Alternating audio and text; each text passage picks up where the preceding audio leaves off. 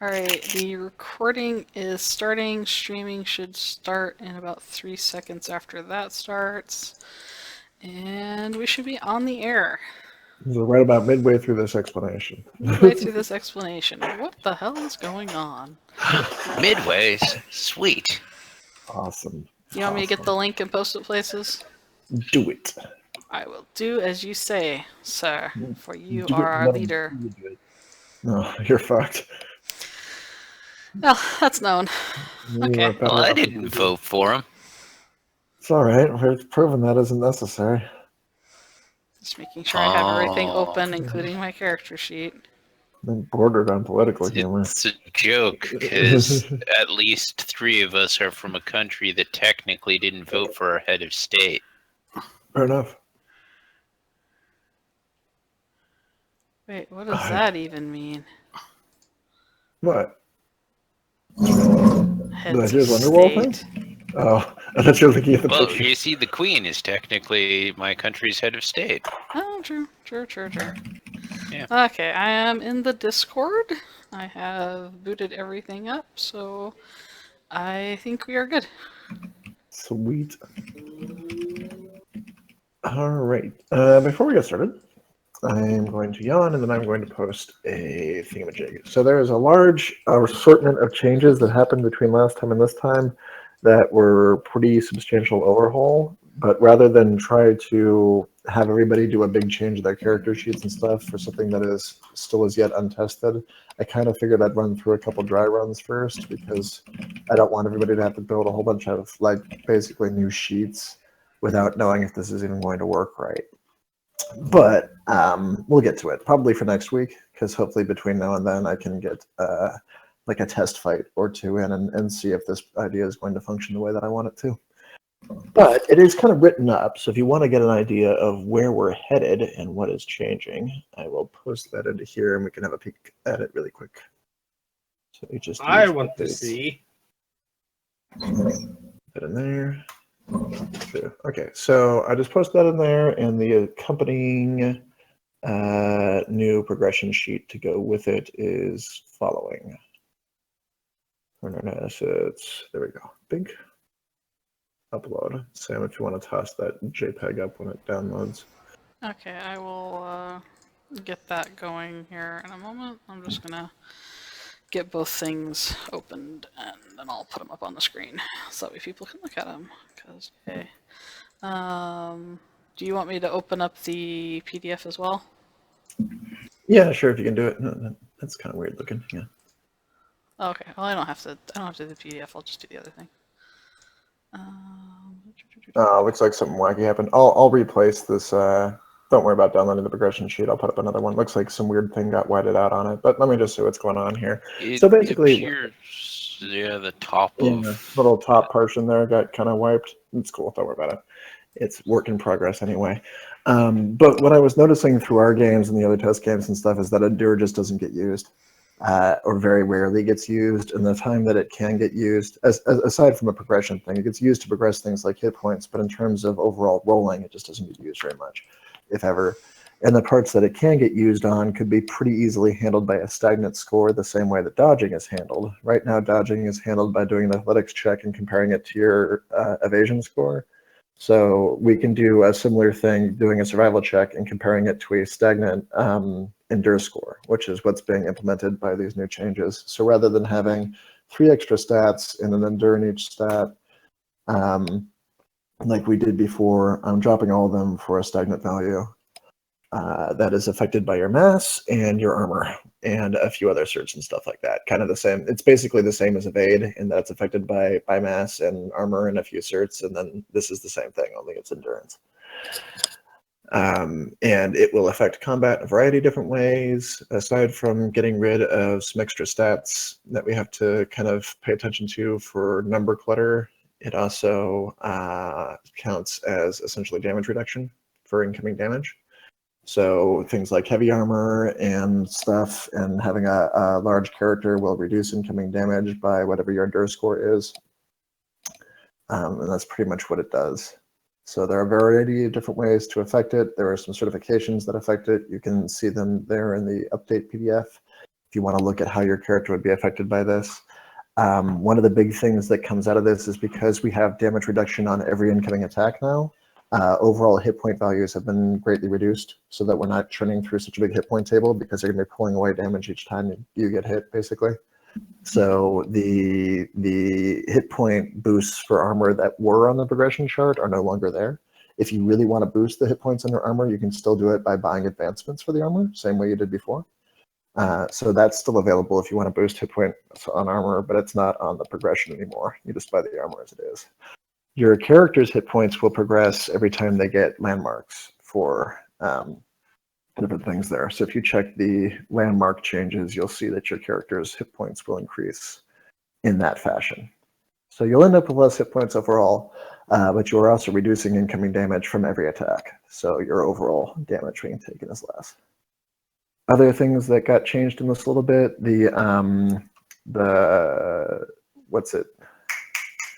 CQC and ranged attack or ranged combat things, they were doing fine as kind of duplicates of readiness, but I sort of felt like that was a bit redundant and uninteresting.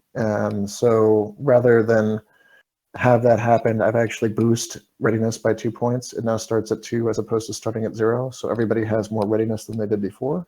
But I've removed the ranged combat and CQC from affecting it. They now do a different feature. What it is whatever your score is in ranged combat and CQC, you can't roll lower than that on the damage table when you're rolling. So if you've got like a 3 in ranged combat and you happen to roll a 2 for damage, it will upgrade to a 3. That's really nice. So it's basically your character being more proficient at hitting vulnerable areas.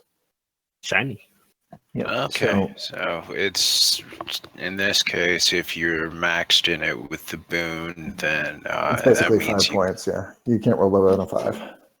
Oh, that is quite nice. Mm-hmm.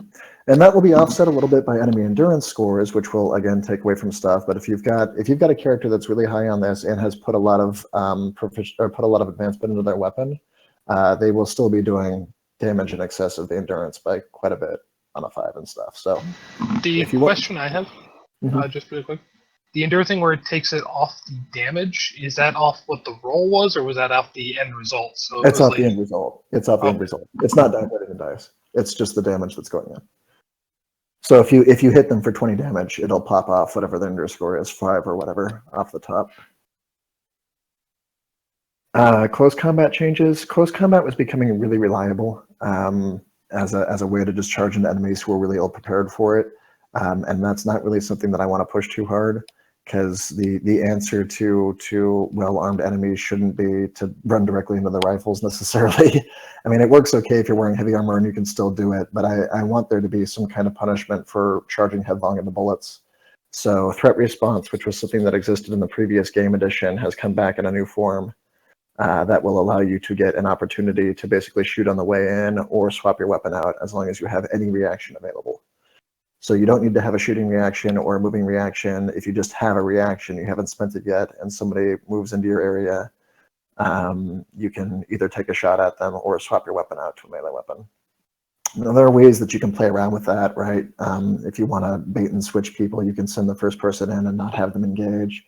And then when the enemy responds by taking a shot or swapping to melee, you can send the next person in, and they won't have a shot against them, sort of thing. So there are ways to game it, which I'm hoping will promote partnership and stuff like that. But there will be something to consider if you're charging into melee now.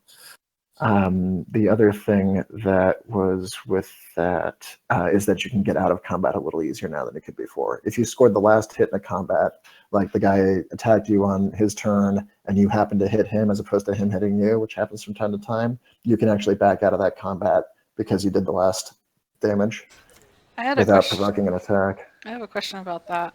Because you provoke a reaction when you move away so somebody can shoot, could they still shoot you when you withdraw then? No, I'm going to have to do a thing on there, but basically because you were in combat when you left, that's not reactable anyway. Okay. You're basically throwing them off their balance and they can't... Yeah. Okay. Yeah, so basically your swipe lets you back up, and that'll be nice for people who play with reach. So the neat thing about threat response is it's 2 hexes, and people who have long-reaching weapons can get into melee without provoking threat response at 3 hexes away. And there will probably be, once I'm sure that this is working the way that I want it to, I will probably add additional certifications in close combat to allow you to extend threat response so that you can deal with weapons that have pikes on them and stuff like that at the 3 hexes. But by default, like if you look at our tremor pool user right now, I think you've got a 3 hex reach, right? Yep. So if you hit at the end of that, you actually wouldn't provoke a threat response out of the anime. To be fair, I think actually all our melee users actually have AIDS. Yeah, at the moment, I think we've all got people flying half their weapons. So there will probably be certifications so that that can be avoided at some point in the future. But by default, you would actually, that's your advantage of having like a pike is. Question: the sort of sneak through hit for dual wielding, does that count for that? For what? For for the range? Well, no. If you're dual wielding and all your attacks are blocked, you still get to sneak an attack in. Mm-hmm. Does that count for the being able to then disengage? Oh yeah, cool. Yeah, that is because you would still be the last person who did damage. Nice. Okay, so dual, yeah, that's a really nice. Yeah. But it's a nice little perk for dual wielding, is it gives you an opportunity to go there. Now the thing about that is, presumably, if you're dual wielding melee weapons, you probably don't want to leave combat, but it gives you the option. That also just flat out denies them the option when you kill your main. Well, at some point there is the option of I might need to cut and run. This is a good time. Yeah. And Cronos is right. That is denying the enemy that option as well, which is kind of cool. Mm-hmm. It does hold them in place there. Heavy armor changed a smidge. Actually, medium and heavy armor changed a smidge. Heavy armor got cheaper by 100 points or by 100 credits because its overall resilience has been reduced by the change in endure just a little bit. It really depends on what you're getting hit on. It's actually better than it used to be on the lower ends of the damage scale, but on the highers, it's not as good. But the movement and readiness restrictions on all armor have been removed, nice. so that you're not trying to basically juggle who has what anymore, because I think that was like trying to figure out what conditions of your stats have been changed by the armor was a deal. Does that get rid of the ability for heavy to not have a reaction? Yeah. No, it was heavy sprint restrictions removed from your armor. The only thing that heavy armor couldn't do was it couldn't have I thought heavy could shoot a reaction. Movement and readiness restrictions from all armor. Heavy weapons it can't move on reaction. Okay. Heavy armor cannot move on reaction. Okay. Yeah. I thought it also took away from your movement. Oh no, it only took away from your readiness. Heavy weapons cannot shoot. Okay, my bad. No, I don't think she's asking about heavy weapons. She's asking about heavy armor. Yeah, we were just playing it up. I was clarifying for Ali because she was saying heavy weapons and you're talking about armor. Yes, because I was following up the second part of I heard someone saying I thought you couldn't shoot either. Okay, so yeah, either way, it's been removed. So you can do that with that now. And when we go through implementing all this, we'll do that. We're not going to worry about it this session. For one, I don't really think we're fighting in this session. But in the case it does happen, we're just going to keep using the previous stuff that we had before. Okay, so this is just rules for maybe next week. Yeah, I'm hoping by next week I can actually try a fight or two with this and make sure that it's working the way that I want it to before we go and have everybody change all their stats around and stuff. Yeah, because that's kind of like an intense amount of changing that will go on. I'm interested to see how it plays because Ellie was able to adjust hers pretty quick when she tried, so I don't think it's I actually already have Penny readjusted when you sent me the thing. So I actually managed to get Penny pretty much bang on how she is without losing too much. Did you make a new PDF by chance? I am making I'm making a new Excel that'll help you if you want that. Yeah, now when you get that, I can just take it after you and get mine all redone. Sev, I'm going to say this. I've been hearing about this change for the past week, and I had my reservations. However, looking through this, I'm actually kind of liking it. However, I'm looking at the certs, and I'm actually loving the changes that are coming to heavy armor. Because like you said, it makes heavy armor better at the low end because it makes heavy armor almost immune to small arms if you take the right certs now. Yeah. If you're to be fair, at the low end, it already was basically. Yeah. I'm just saying. But it's accomplishing the same thing as before. And also remember to account for notoriety at the higher end. Yeah. Yeah. So we'll find out. But basically, I will, if we end up fighting anything today, which I don't know if we will or not, but if we do, I'm just going to keep an eye on how damages look and kind of mentally subtract stuff and kind of see what that looks like. My only fear with this right now is that it will make combat stagnant at early game if people have pretty high endure scores and are fighting people that don't have advanced weapons, because they might be negating incoming damage from everything below about a 7. Mm-hmm. And that will make people. You may have to find a way to gate it or something. Yeah, so we'll see how that goes. I don't really want that to happen because that promotes people standing in front of bullets, but it might not be the case. The it would be pretty much amazing. I am a tiny god. I will point out you do have one player right now whose entire goal is to do that. Well, at the like higher that's the level, end goal yeah. every time I'm remaking draft. At the high end, that higher makes level, sense. that's okay, but at the lower level, I want people to be worried about it, and I think it still will, because if you are the way that you use this to your advantage really is by making sure that the enemy is only throwing 1 dice at you. If you stand directly in front of the bullet without using cover, they'll be doing what they used to do, which is the d12, and the spike damage is still going to do a horrific amount, which spiking is probably scarier now than it used to be because your overall hit point total is lower. Mm-hmm. So we'll see that. Well, you- I will say my Probably wanted transcendent someone implant to got a record lot more what the scary when I dipped hit back point down to totals 20 are. hit points.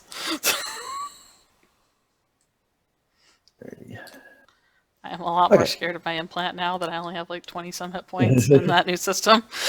I'm like, oh, 2d10. Ow! That's a spoopy. Uh-huh. A spoopy doopy. All right. So other than that, that is the incoming stuff for this. I'm sure if anybody else from the other alphas ends up watching this, can be like, "What?" Because they probably look at the other thing. They're going to be But, like, what happened? If other alpha testers are looking at this change probably won't cycle down to you until we've run it a couple times, because there isn't much point in me having it all shift over and then in a week discovering that something about it just is fundamentally not functioning the way that I want it to. So we'll give this a couple runs first, and you guys can continue where you were before it comes back. The other thing that I am currently flirting with and have not made a decision with yet is combining express and manipulation. There's a reason I like to keep them separate, but at the same time, I find that a lot of people kind of favor one versus the other. Express only gets used in pretty slim situations, so I might turn that into a collective talkie. I'll come up with a better word for it, but it's the talkie proficiency. You mean but we'll diplomacy? see. No, that's too I easy. honestly think part of the problem with that is that a lot of the times when someone's sitting there going, okay, well, I'm going to try and use Express for this, there's been a lot of times, I know in previous games, that sort of thing, where the DM will go, no, that's manipulate. I dare you to call it savvy. That's because even Express tends, unless you are like trying to motivate a crowd, and even then, that could be argued to you're trying to manipulate Exactly. the crowd into doing what you It's do. a problem Yeah. of too many things can more easily be fit under manipulate than Express, so it goes falls by the wayside We're very quickly. having a few uses for Express, so that might happen. Well, I'll kind of mull over it for the next week. The reason they're separate is to promote character identity and difference between people who are trying to be genuinely friendly, helpful, and charismatic versus people who are supposed to be liars and cheats and stealers and stuff, so that they have a different set of skills that they're drawing from. Have you considered calling this skill charisma? No, I'm not gonna do that. It's cheating. Communication. Diplomacy actually does work pretty well. It does. But The talkie bit. the name is kind of secondary to whether or not they should be combined in the first place. So Wordsmith. if they should be, I'm just gonna call it the Kanye. Wow. Call it poetry. It rhymes. No, just call it prose. Mm-hmm. The I'll trope. do it. The Whoa. closing. Whoa. Actually, I like just calling it manipulation. Well, because that has a negative connotation. It isn't always. Yeah, but you like- can manipulate in a positive or a negative way. Spoken like a true psychopath. Hi. All right, Call it so that may be psychology. a thing that happens. We'll see. Another thing that may occur is a couple relocations of proficiency, getting to actually putting them in with the arc point system instead. So I'm kind of fond of that idea. I would just go ahead and do that, but I am a little concerned about people who don't necessarily read the book as thoroughly as one might hope, kind of missing out that they're supposed to be using arcs at all. and then not giving their characters enough points to work with because it's basically got growth dynamics in 2 different areas, which is a little Yeah. Read the damn book, people. messy. So we'll see. Read the book, everybody. I'll decide how big an issue that is or not. So moving on. Okay, I believe we are ready. Let's check the thing. All right, are all up on roll 20? Yes, we are. Okay. Everybody in the somebody in the Twitch said that Sam can finally have acuity. Let her have acuity. All Sam right, wants so acuity. That's Street, literally can it. you just name assert acuity? I'm just gonna. It's gonna be the name of a ship or something. Can you completely change unrelated to skill perceive to checks. acuity? That would be great. I'm not gonna do that. I might do that. Don't, It's less See, words. you look at It's, with well, the it's less eyes. letters. What do you mean it's less words? Shut up. Okay. Legit. All right, game. Right. Okay, yep. Well, we are starting up. So we closed at the end of the last one with basically everybody going back to the collective rooms and sort of reflecting on how shit went horribly wrong. Because there was a large incursion that took place, the nature of which was vaguely explained as Penny having summoned something. But the bigger problem was that there was an unknown guard dog, basically, that was floating around the station, whose purpose had not been explained, nor had its presence. And it basically forced its way through the walls to remove said incursion and nearly removed Penny in the process.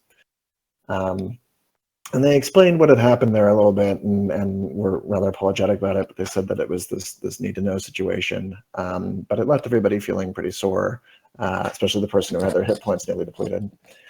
And everybody kind of retired to their rooms for the evening, or a few of you stayed behind and started fixing the station because there was this big hole that was open up in the corner there. So before we begin the next set, I will read a log from Aiden on your 3rd month in the previous lifetime. So, all right, we are 3 months into this, and I gotta say, things are going great so far. I mean, they're an odd bunch, but that's a lovably odd bunch. We're working well together. They've nailed the operation procedures. They're very talented. BB's gotten used to the coffee machine. He still thinks it, but, you know, that's not really a bad thing. I customized the donut settings from Secret for a surprise last week. He spent a good 5 minutes telling the printer it didn't need to go through that much extra trouble just for him. It was adorable. I think I'm in love. If I can just get him to ease up a little on the close combat simulations, I think we'll be in a good spot. You know who's made a rather remarkable change in only 3 months? It's Tisa. When she got here, she was plenty nice, but she had this detachment, this sort of distant observation and contempt or disinterest in what she was saying. But ever since she started working with Lynn, that's been clearing away. It's like she's rediscovering what it is to care about things again. Lynn's been teaching her some of the techniques she pioneered for dealing for stage 3 creep, and she's taking to it well. It's like she's remembering a set of emotions she gave up on decades ago. She even looks younger, if that's a thing you can do. Her personal reflection is more joyous. I think that's the key word for it. Now that Lynn and Keel are together, Tisa spends a lot of her time with them, and they've gotten pretty close. Lynn only really meditates for an hour or 2 at night and ends up spending the rest of the evening slumping around with Tisa while Keel's asleep. I'm kind of surprised he isn't more jealous, honestly. But I mean, I guess that's the nature of not sleeping. You may as well hang around with the other person who isn't sleeping rather than spend all night in a bucket in the corner. On that note, word has come down from the old man. The fun times are over. Today we get to have the first of many big talks, the one about privileged information. I don't like it. This is awfully early. Even soldiers who volunteer to be soldiers don't get saddled with the whole you don't get to know everything about what you're doing speech until they hit officer level. And there's duty, sure, but that's for bottom level stuff. What we do has more autonomy, and operatives don't like being told they can't know things about what they're doing. It's true, sure, it's important, but shit, give us 2 more months. 5 months is standard before signing. That's enough time that they can trust us to give them the information they need to succeed and not fret the details they're not being told about. 3 is like prime betrayal point. 3 is everyone's going to have a good time and get along, and then bam, oh, by the way, you really are at the bottom of the totem pole and are going to have to be okay with that or get out. I think I get what's getting on. GTI is reading our training reports and seeing a talented group progressing quickly, and they want to get them on assignment fast, but this is the speech that makes people leave. If we lose people now, we not only lose 3 months worth of work, we damage a working relationship with the ones who remain and have to hang back while we retrain replacements. I'm not too worried about Tisa. She's got more emotional attachment here than she does floating around on the merc jobs right now. Penny wants the opportunities. BB was a cop. He's used to taking orders without questioning the details. But Drac has a family. 3 families, grandkids and stuff. He could just decide he'd rather retire and have a number of places to go. And the whole reason Toberius is out here is he's bringing information back to his people. Now I have to tell him that he's not allowed to know things or disclose things? He may just take off. We'll be out another person. I'm saying is it feels rushed, and I don't like it. We've got a good thing starting here. I just hope it doesn't get screwed up by moving prematurely. End log. In the meantime, 2.5 days after you've arrived in your new lifetime, as you wake up in the morning, there is a general announcement to come to the meeting area for a talk. Where am I? Well, okay. Penny's gonna head down the hallway. She's had enough time to measure the entire facility. So she can just walk there now. Tisa is going to put down her not Kindle and tap her non-existent chin and start heading You over may as there. well call it a not nook because we all know it isn't going to survive long enough. Oh. I'm just saying they don't sell as many books.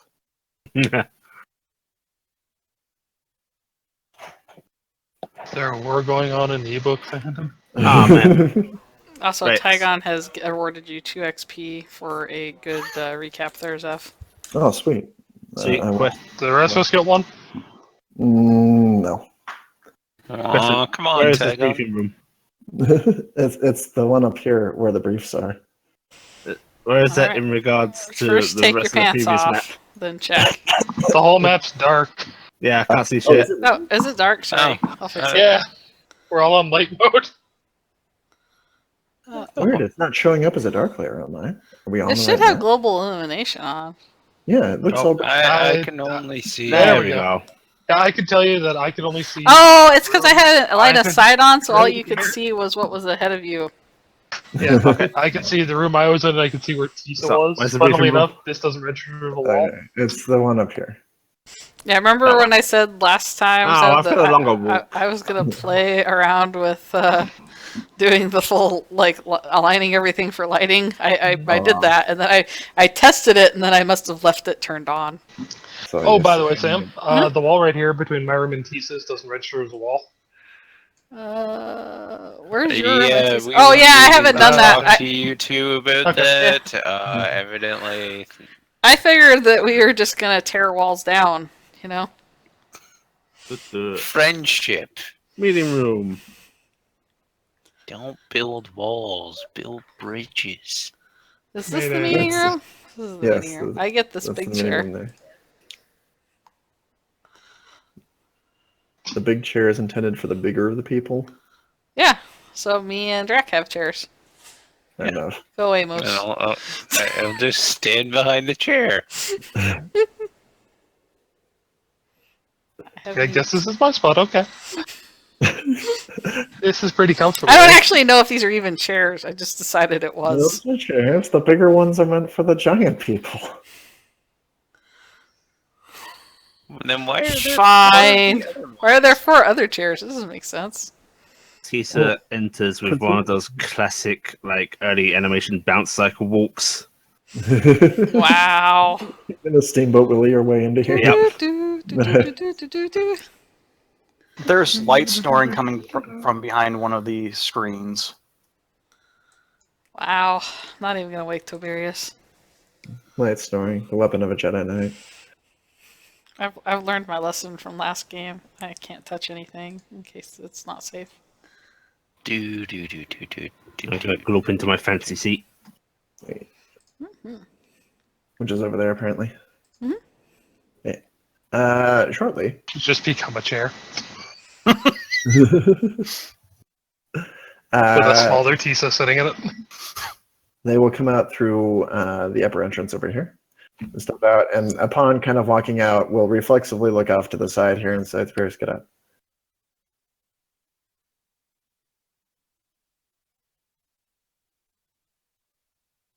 Get up. All right, I'm just gonna drag him out. Are they just gonna grab him by the tail and pull?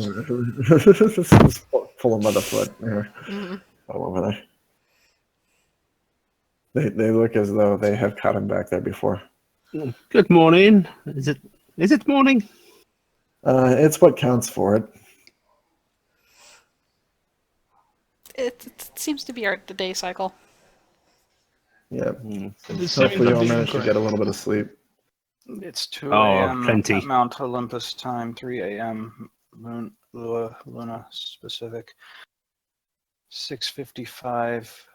Who Brick keeps track of City. lunar time these days? Drac looks over and just calmly moves the sleeve off his arm, and he's wearing like 3 watches all set to different times. Why would you keep track of lunar time?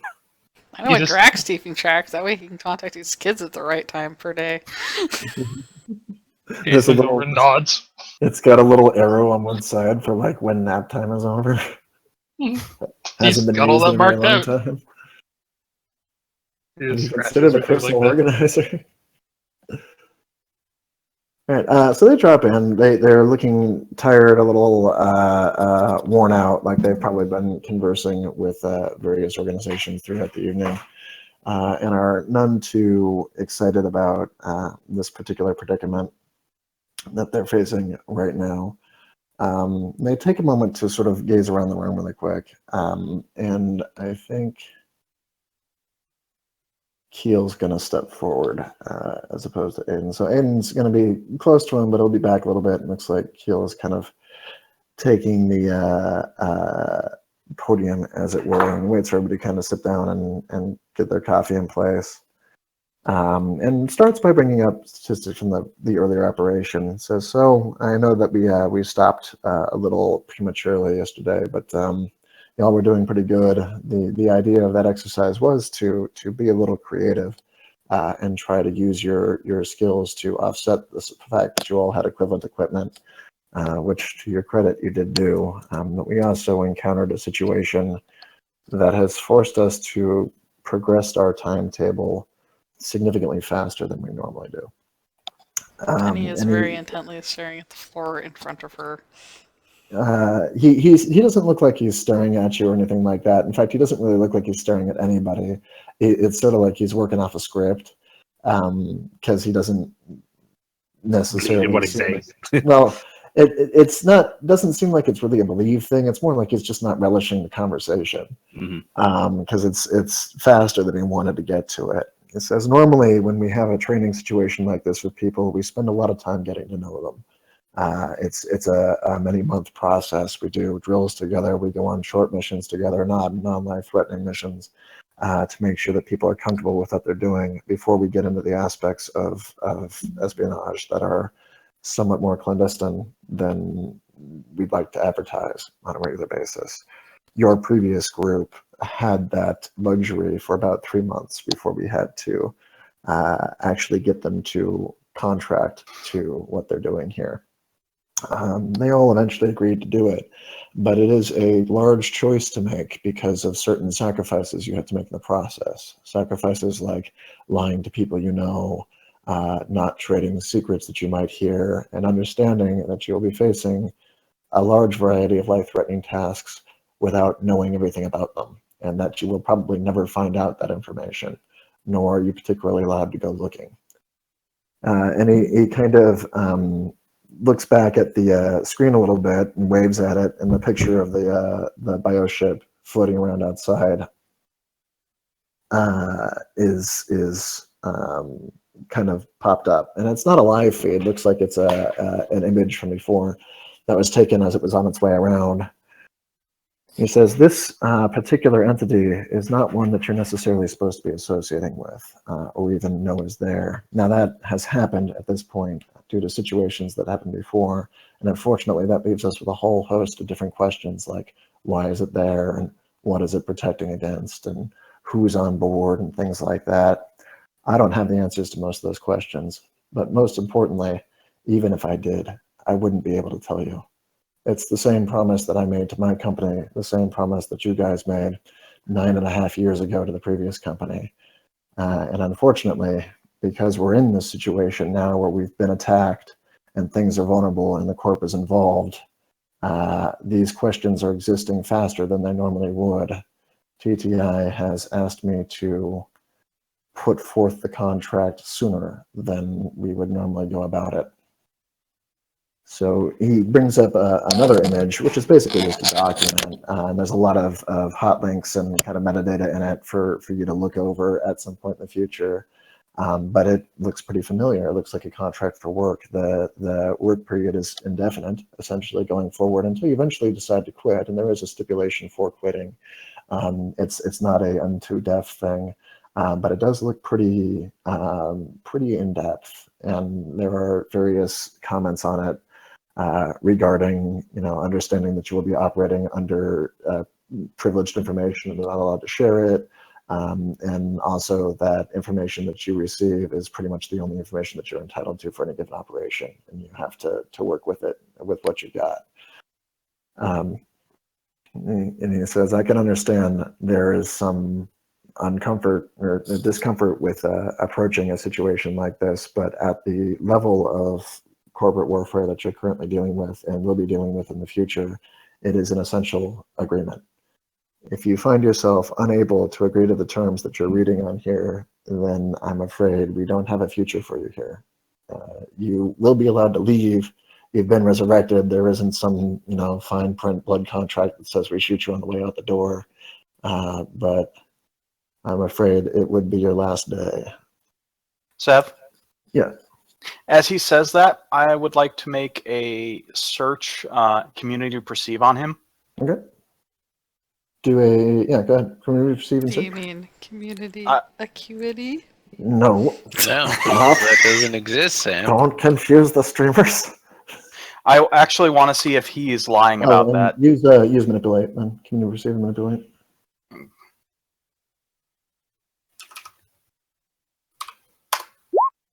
No. You can't tell. Oh yeah, and you got the one too.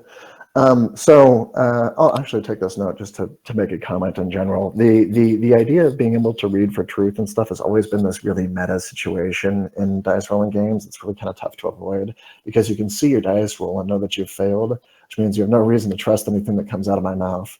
No, that's why you don't know is the best answer.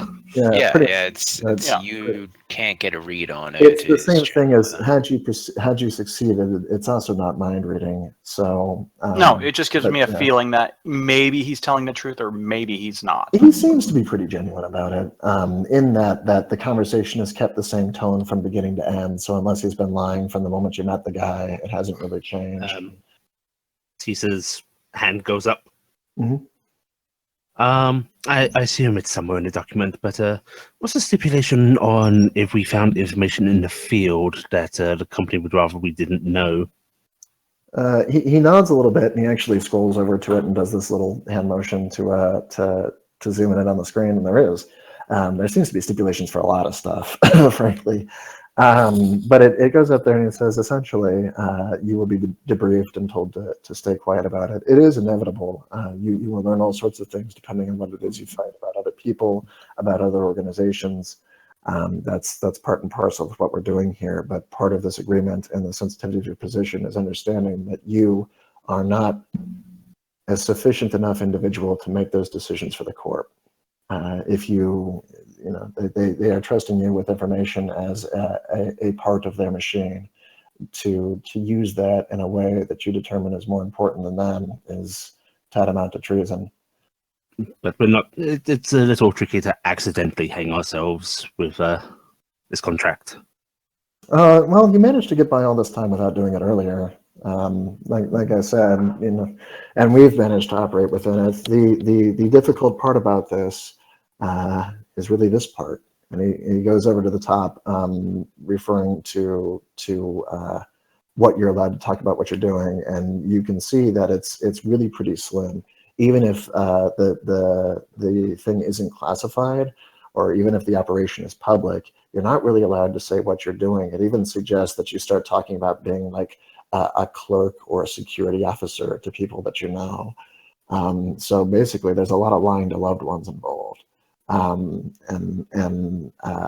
the actual nature of your missions or the natures of your death or anything else associated with that will probably never be known to the people who you knew. Well, I've never particularly shared the details of my merc work with my daughter anyway, so I suppose this makes no real difference. I assume we'd be able to discuss mission parameters within the group. Mm-hmm. Yeah, although briefings do vary from person to person. You have had to split up in the past. Typically, we keep the team together because they're trained together, but sometimes having 4 people in one operation just doesn't work out. 5 people in one operation doesn't really fit. And the need to know still applies there then. I'm afraid it applies everywhere. The easiest way to cope with this is to get it in your heads that you're all under the same boat or under the same umbrella in terms of how this works. I've been living with this particular contract on and off for, I want to say, 40 years now. Aiden's been doing it for nearly as long. And I haven't always worked for TDI. He chuckles a little bit, kind of leaning back. In fact, I took about 6 years off not too long ago. 4 years? I can't even remember. But it applies whether you're in it or not. And as long as you and the people around you understand that, then when you have to shut your mouth and nobody pushes, life goes on. It gets a lot more difficult with people who don't understand what the work is because they will push and it's difficult to say no. But you will have to and understand that you're doing it not just for your protection, but for theirs. Depending on the nature of the secrets that get out, you will endanger not only yourself, but the people you talk to. Drac actually does put up his hand. Mm-hmm. I am assuming, given that my family is well knowing that I am, how you say, person who shoot bad guy, that they are at least somewhat aware I am doing job involving this, just no particular. I believe that your previous identity told their family that you were still doing contract work, only that TTI was your primary controller. I think they assumed you were security. Drac nods his head and goes, that seems like would be correct. Just want to check to make sure before ideally recontact and explain. Yes, I suppose this has made it a little easier in the fact that most of our, well, she looks at the rest of the group, any loved ones anybody has are likely used to not hearing much about work. He nods a little bit and says, it is one of these tricky situations where you won't really necessarily feel the sting of your restrictions here until you run into a spot where somebody was injured because they didn't know something that they felt like they should have. It's easy to deal with until it's not. Yeah, he nods a little bit and chuckles and says, which does leave us facing the elephant in the room, to bring up a very old saying. And looking over at Penny, and he says, we apologize, Penny, for what happened back there. But that is... No. I disobeyed parameters. He nods a little bit and says, it's correct, but it's also in a situation that you were not really supposed to be facing before having signed this. It was just bad that it happened and that it's popped up.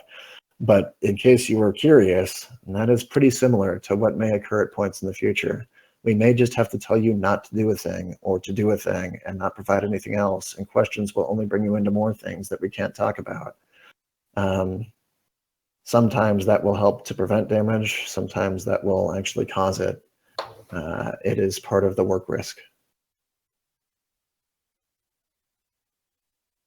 Now, is it okay to ask questions? We may not get the answers, but if you're given the mission details, sometimes somebody leaves something out that's rather important to know, and someone asks a question like, oh, how should we proceed if this happens? He nods and he says, yeah, no, you can ask. You just need to understand that Sometimes occasionally no. there won't be an answer. Yes. What is the pay like, by the way?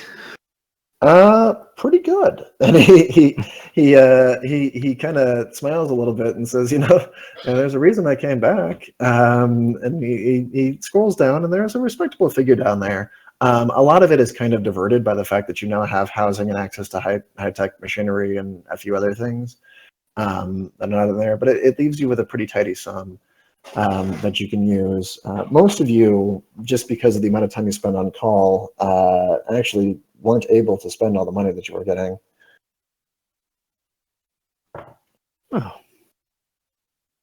She looks up. Penny's gonna raise her hand.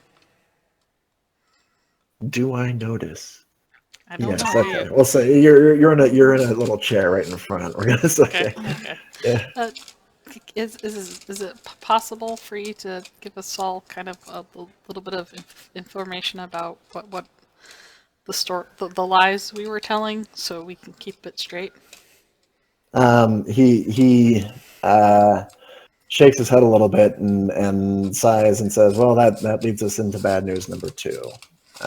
And he kind of steps back a little bit, and Aiden kind of clears his throat and steps forward because they've apparently decided to tag team this a little bit, and says, "Bad news number 2, as it is so aptly titled, is that while we can try to tell you what your cover stories are, the party line at the moment is that you shouldn't be needing to use them because you don't need to because you should be avoiding contacting anybody you used to know.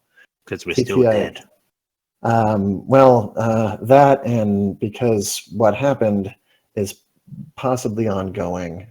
We were talking to Tisa a little bit about this yesterday, and we've gotten word back from the old man and a few other people up in corporate. Basically, they're still not entirely certain the scope of the situation that killed you all to begin with, but there is reason to believe that if you were to contact family members, friends, anybody you used to know, and let them know that you're still around, they may have the resources to track those people down and try to use them to get to you. So for the safety of the people that you knew and have associated with in the past, you are currently dead, and will likely be remaining that way until we can get a more firmer resolution on what happened.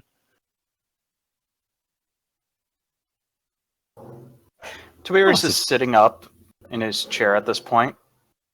He kind of nods gravely and says, "I know this is tougher than we really hoped on day 3. I mean, we didn't even get to stuff like this until the 3rd month last time, but again, because of the situation and the fact that the problem we ran into was such a large offensive attack, we have every reason to believe that they would go after additional civilians in order to try to complete what they started.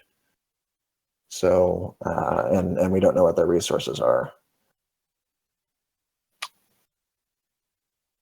I suppose it simplifies the situation a bit, doesn't it? It Yeah, doesn't have any we're reason gonna to not sign a work. Well, I mean, other than perhaps emotional trauma, like I said, if you decide to leave, you can leave, and you can go back to the people you knew and try to rebuild your life. But my warning stands. You know, somebody went through a lot of trouble to end this, and they may not be content with it having gone unfinished. Toberius raises his hand. Yeah.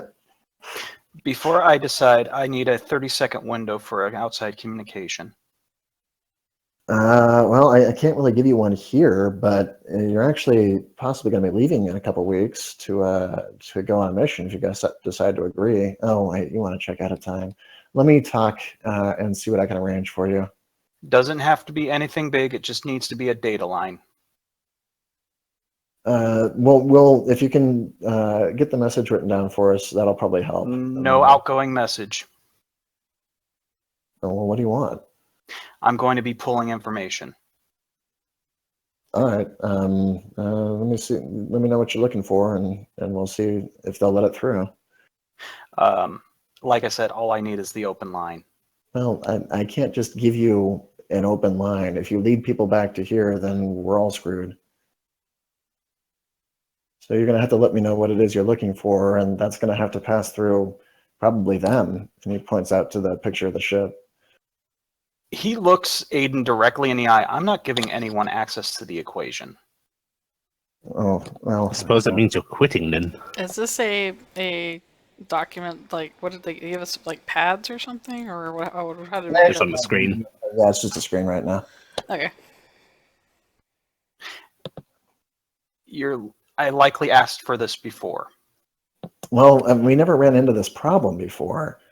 You had probably confirmed whatever it is you were trying to do ahead of time.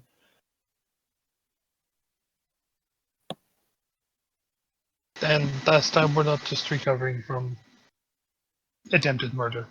Yeah, last time Successful it was just, murder, really. Yeah. I mean, I'll put the. Yeah, he's got a point. I mean, whoever did it not only tried but succeeded, and I mean the station hasn't gone anywhere, so it is a bit dangerous. What was that? He's kind of blinking. Like, have you looked around? Like, this place was wrecked. It barely made it through. BB, what do you think? Oh, I don't know. I don't like lying to people. So were you saying I'm not in security here? No, BB. You are into security. You just can't say who or what, because it's not safe to tell people. It's dangerous for safety. It's just workplace security. Okay. Oh, Just don't go into the detail. Yeah. Like don't tell people door codes. Okay. That got you in trouble last time. but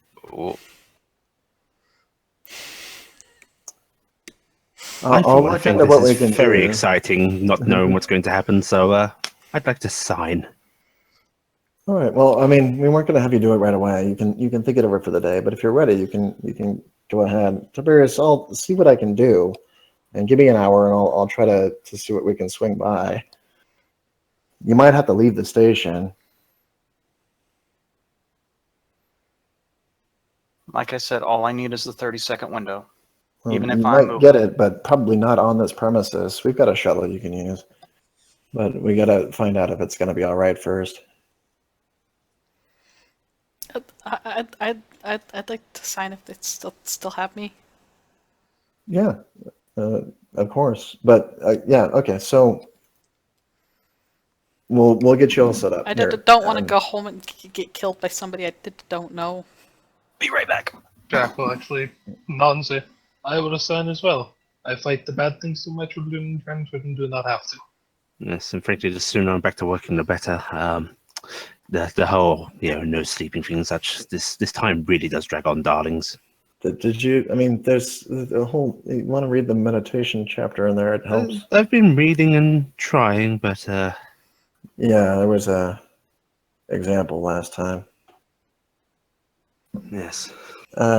So they basically pass out. There's little screens by your chairs and stuff that you can.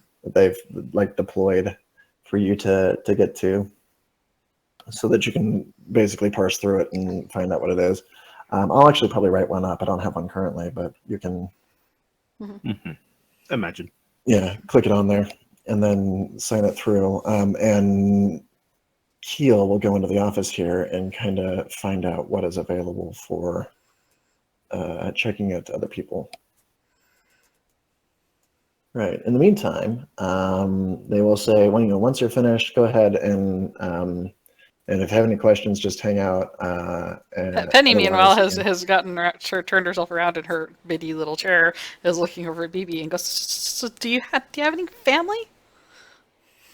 oh yeah, I've got an uncle, Dudley, and I've got a few cousins.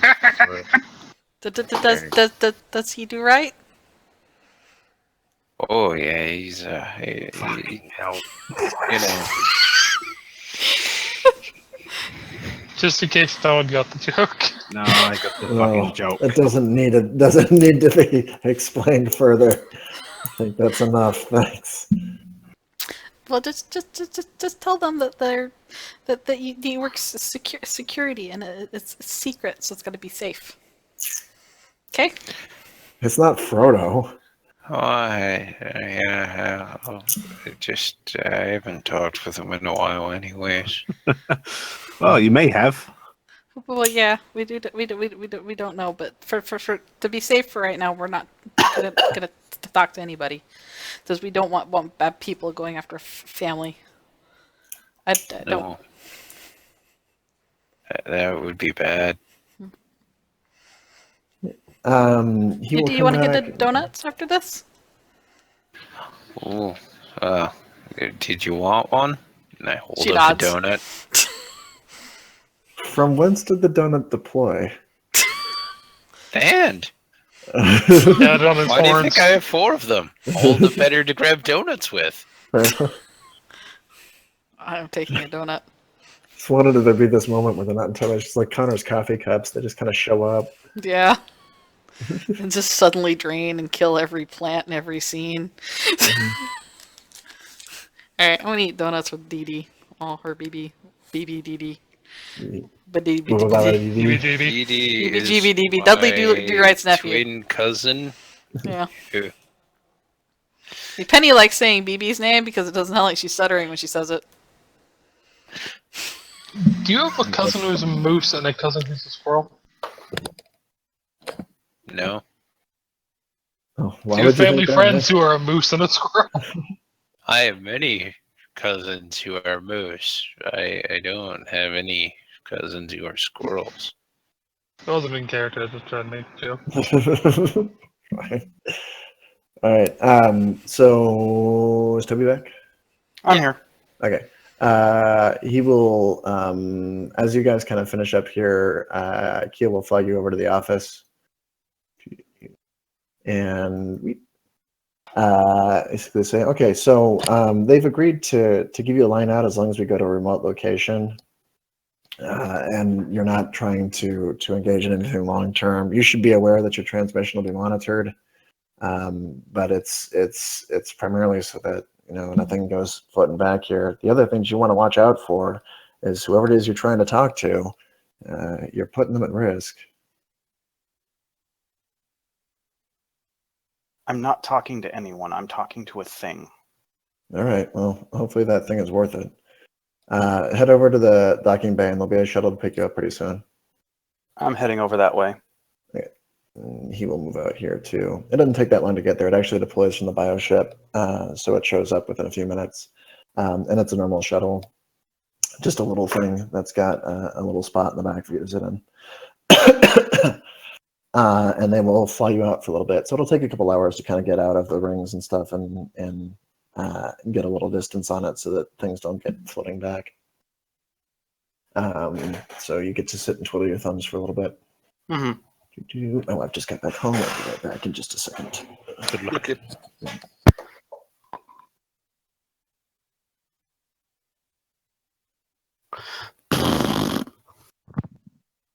Thank you for that. Nah.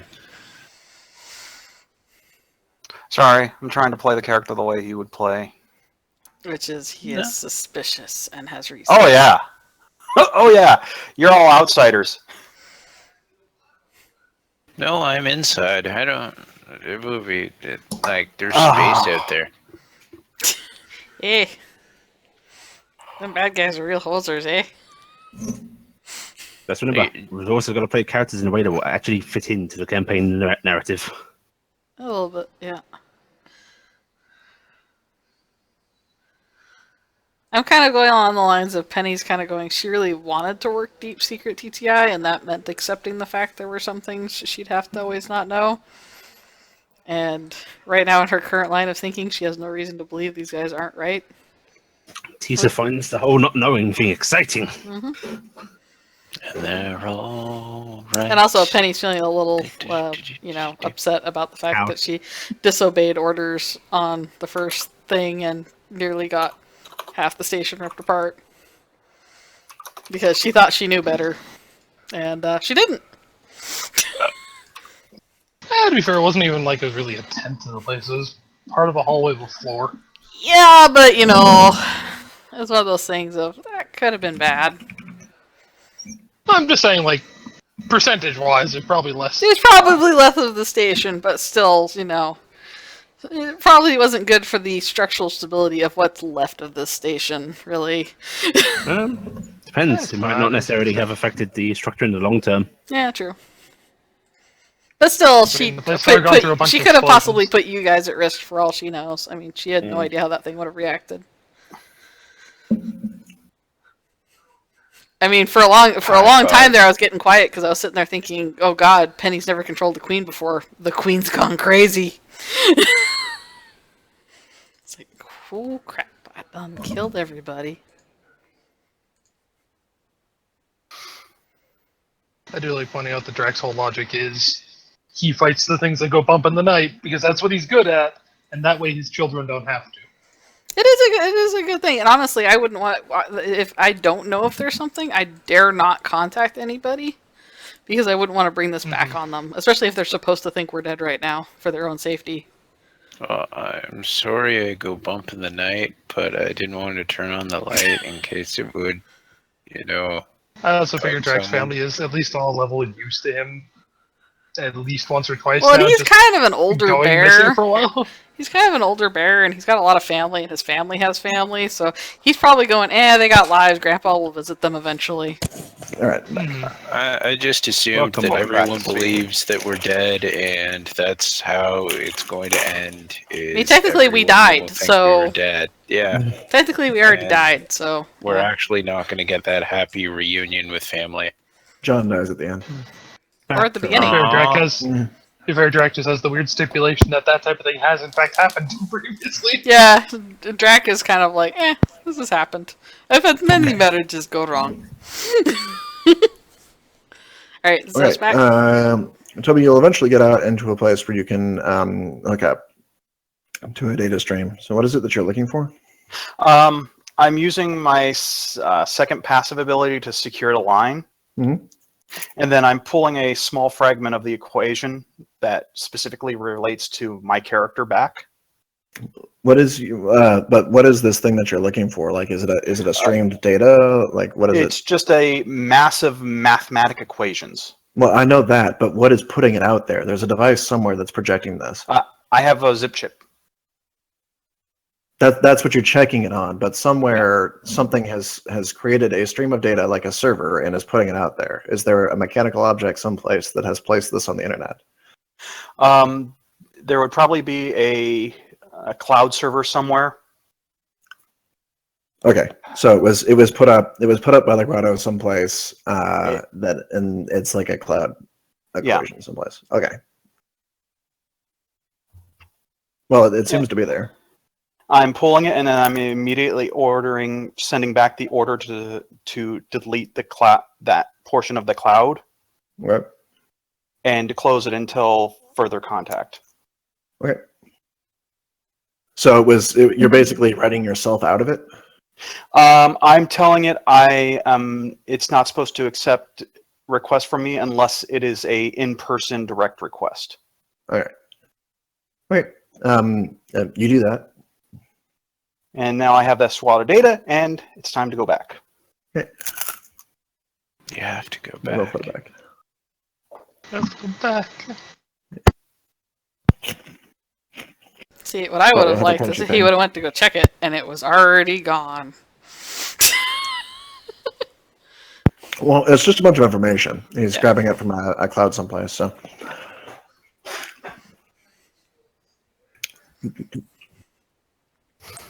Crazy. And the entire time, he's just sitting there humming to himself.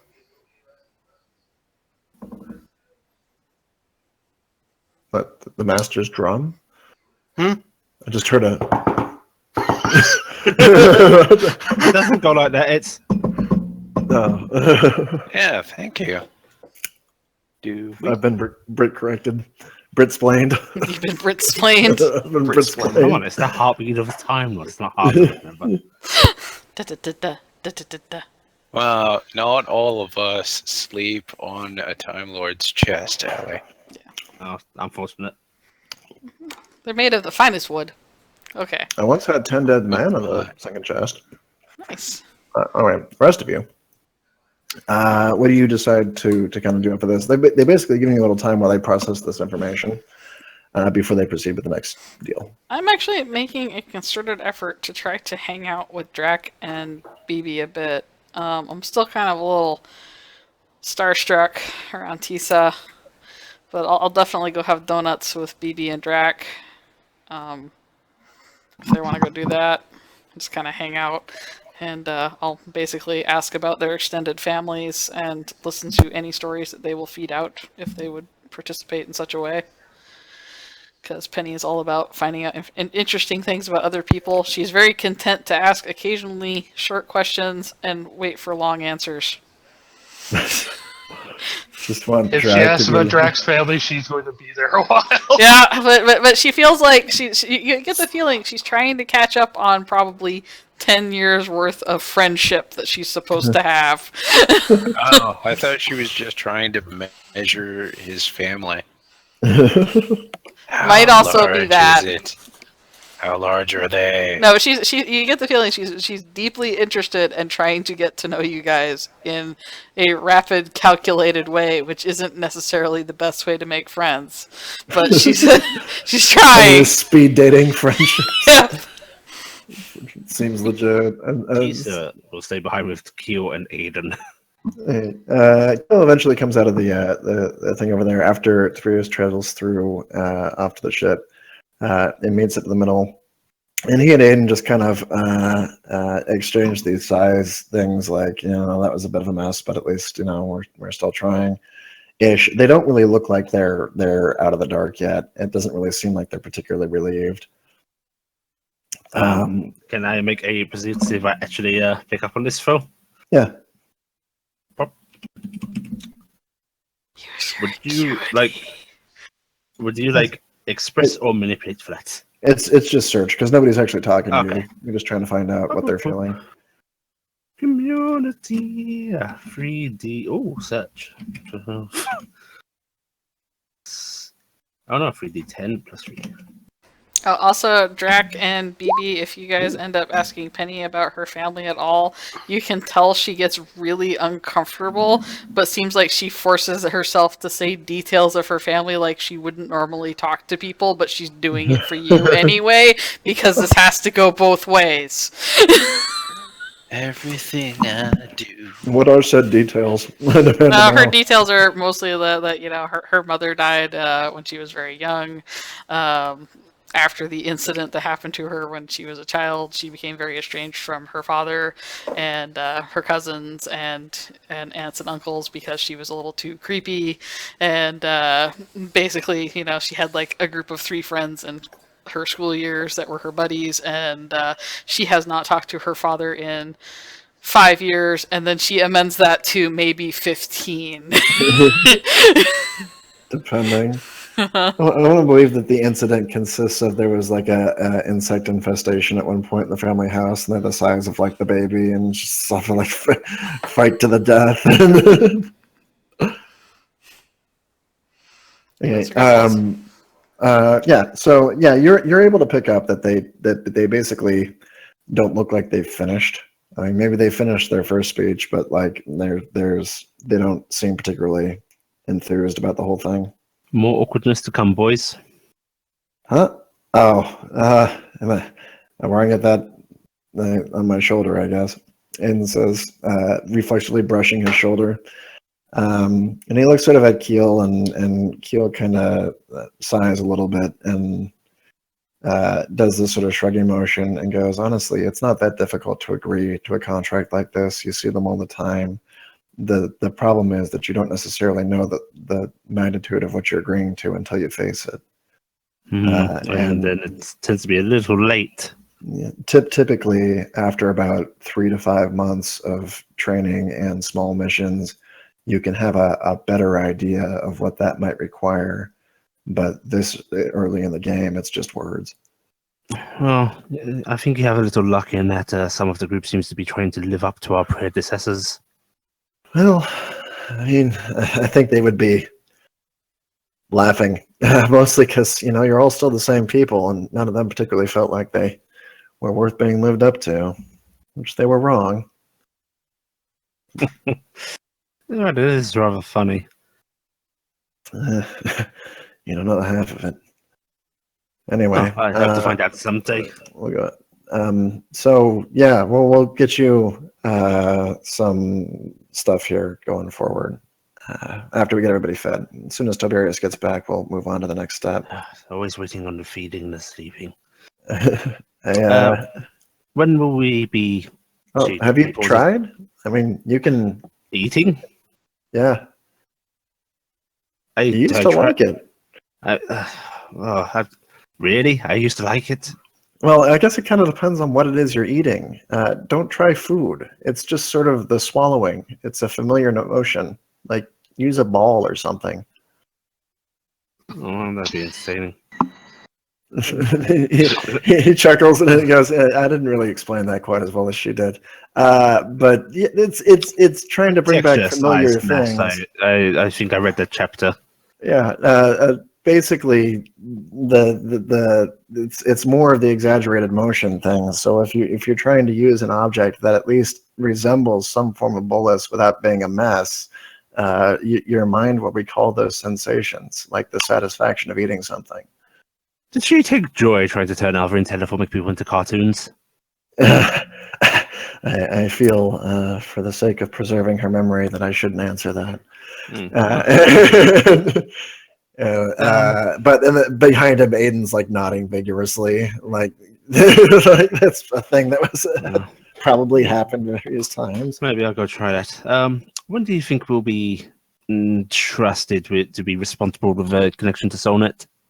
We have a possible job coming up that we're going to look at after a few more training things. It's really not so much you guys as it is this station in general. I did manage to get permission to get Toberius out for a little thing. If you're looking for anything specific, we can probably get it brought in via physical media. No, just wanting to catch up with the past 10 years. So I suppose any news, generic news, big news, that would be nice to be brought in. Yeah, we kind of want that ourselves. We've been in the dark for a little while too. We just found out today that the large explosion is actually still news a month later.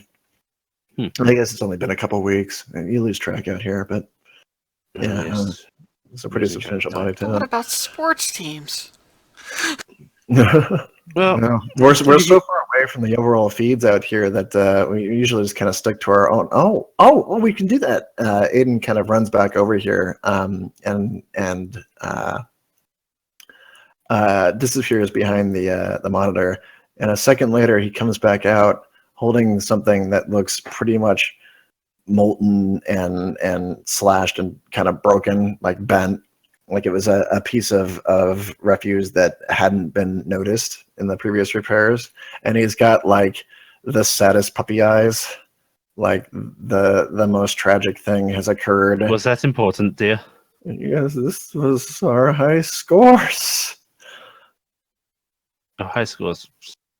Any of you that have any sort of like background in perhaps video gaming could do a protocol check, mind exerting protocol to identify the machine. Tisa's boredom have led her to video games at any point. Hi. I'm Pretty not sure in the room. Penny would have probably been a video game player, but Tisa has no idea. I like to think Penny and BB had one of those co-op games going, and that every once in a while they were played like the equivalent of like that Smash Brothers with Drac, which turned into real Smash Brothers. and Penny didn't come in the room no more. Drac's probably at least vaguely aware of it because children and grandchildren. Yeah. It is a ZBox 3060. It is like Tisa's console knowledge is 20 years out of date.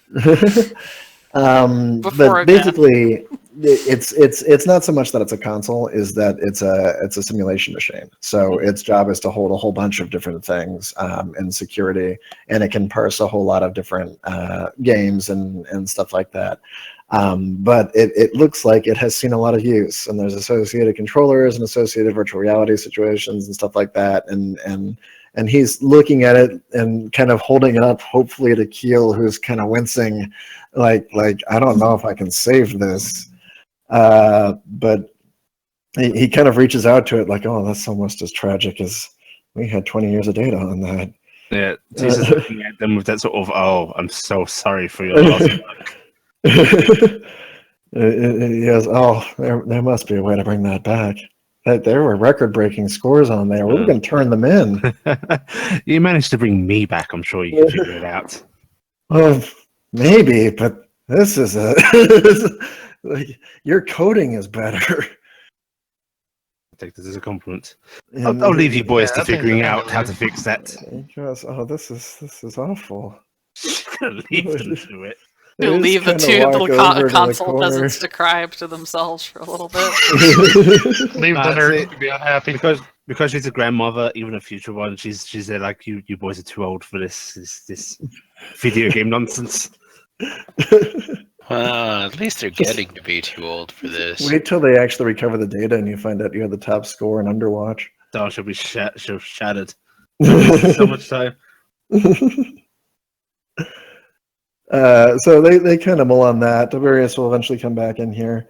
And upon returning, they will eventually begin the next set of training exercises, which I wasn't going to have you guys go through every single last one of them, because it gets repetitive. But I've changed my mind. No, get ready, roll initiative. No, basically, you're going to spend the next week and a half or so doing this kind of routine. So okay, good. That's not in the end. I was like, I've killed too many hives for you guys to come back. But they will continue the overall procedure of 1 to 2 exercises per day of different types. And there's things like actual hacking exercises. There's a bit more infiltration. The laser tag suits do eventually come back out again. Do they end up manage to get Toberius to sign? Oh yeah, we do have to cover that. So yeah, when you get back in, they're gonna come up to you and be like, "So, were you able to get what you wanted?" Fact checking. What date did I originally sign the initial contract? It was like 9 and 3 months ago, or it would be 9 years and 9 months ago because it was on the 3rd month in. You don't have a date? Well, I was just answering you. I don't actually have like a start date system. Well, just general calendar date. They for are it. able to Nothing. give you a date. I think He's Yeah. giving you the vague date of that in his system. Yeah.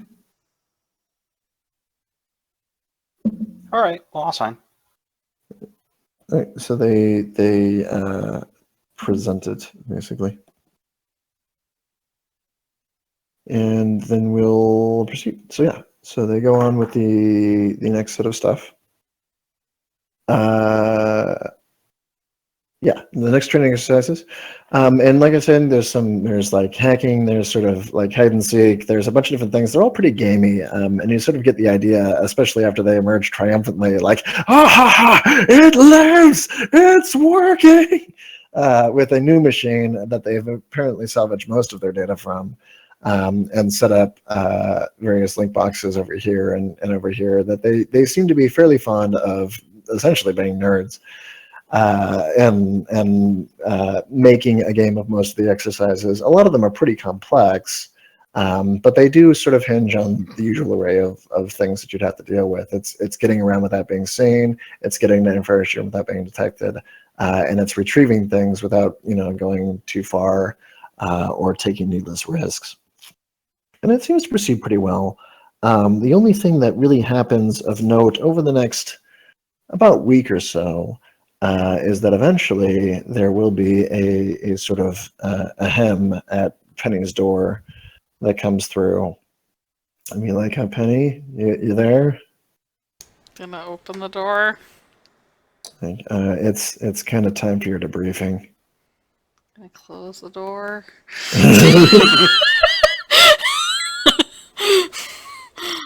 Alright, I'll go with them to the debriefing. Okay. There is a person you have not met before waiting at the airlock over here for you. They're dressed in a uniform that's different from the one that you're currently in, because the one that you're in for this place is specific to their organization for the Black Watch. But Okay. their uniform does have the TTI logo on it. It looks naval, like they're probably used to operating on a ship.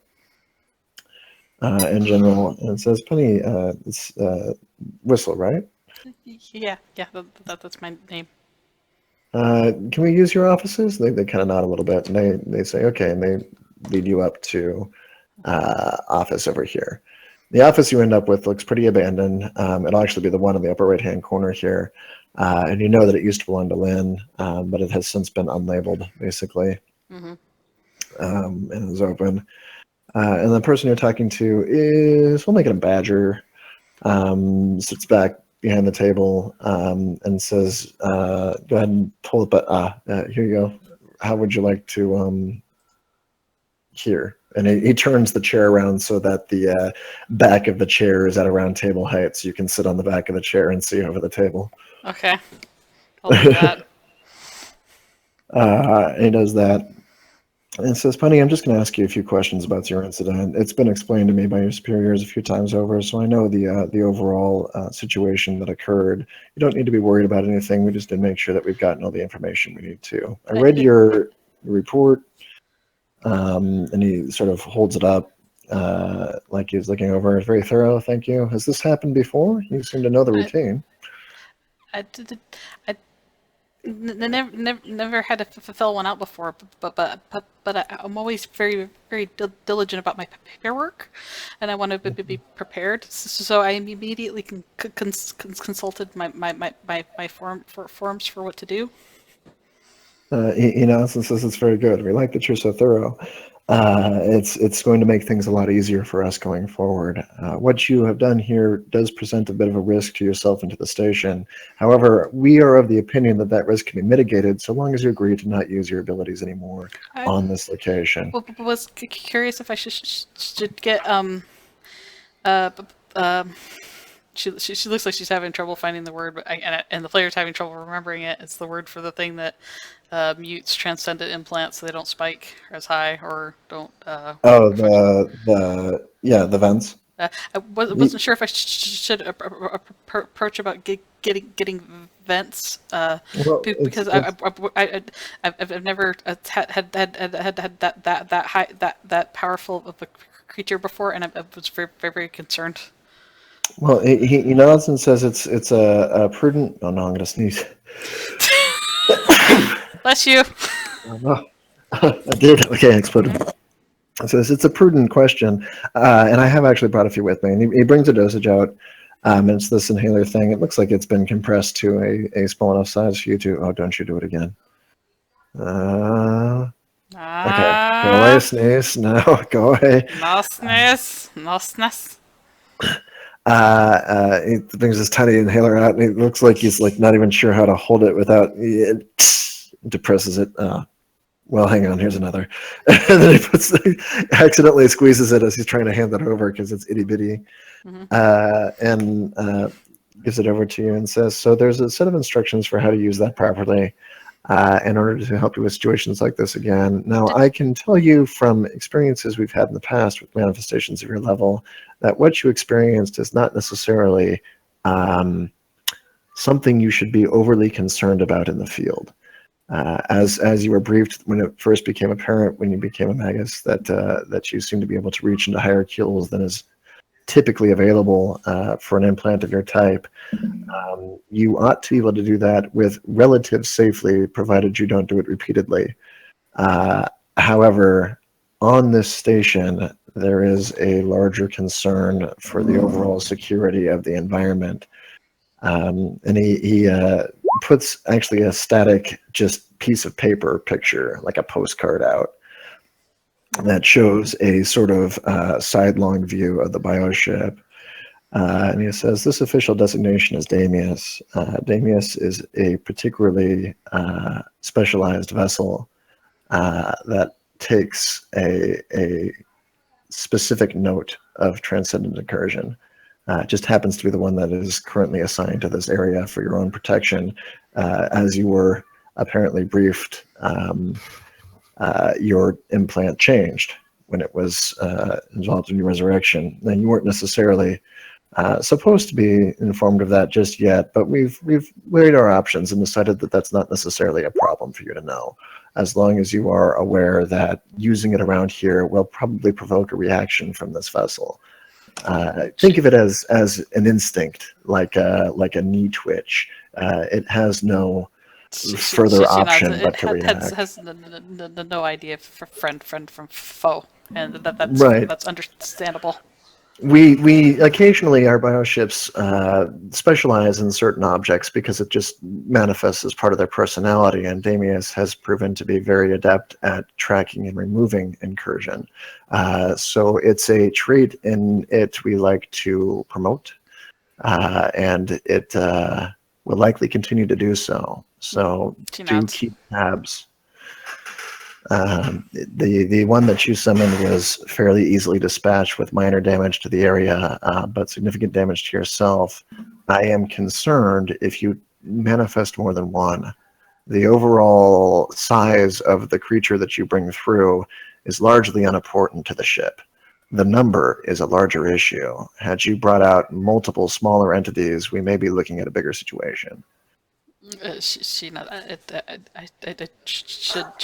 have trusted my trainers, and I thought that I was being smart to get around the situation because I wasn't supposed to use it in combat, and I thought that meant I could use it as a tool to get through the doors, and that was an error on my part. Well, it's good that you've recognized it, Penny. That will mean that you'll go to the grave with a clear conscience.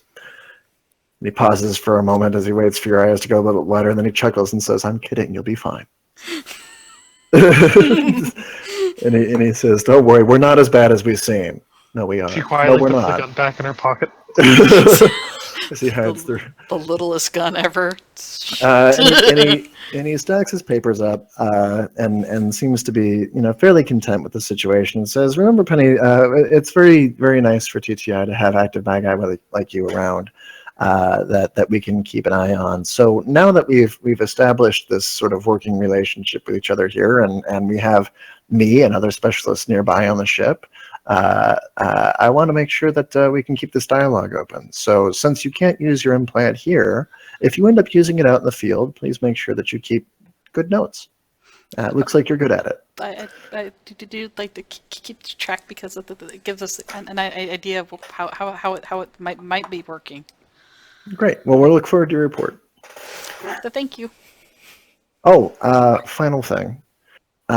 He looks over at the vents and stuff. That is a good thing to have, but I would avoid using it casually, at least on the station. I don't know if you were properly briefed on how they function, but they will vent built-up Q energy into the air in a physical form, and it's possible that will be like, what's an apt analogy?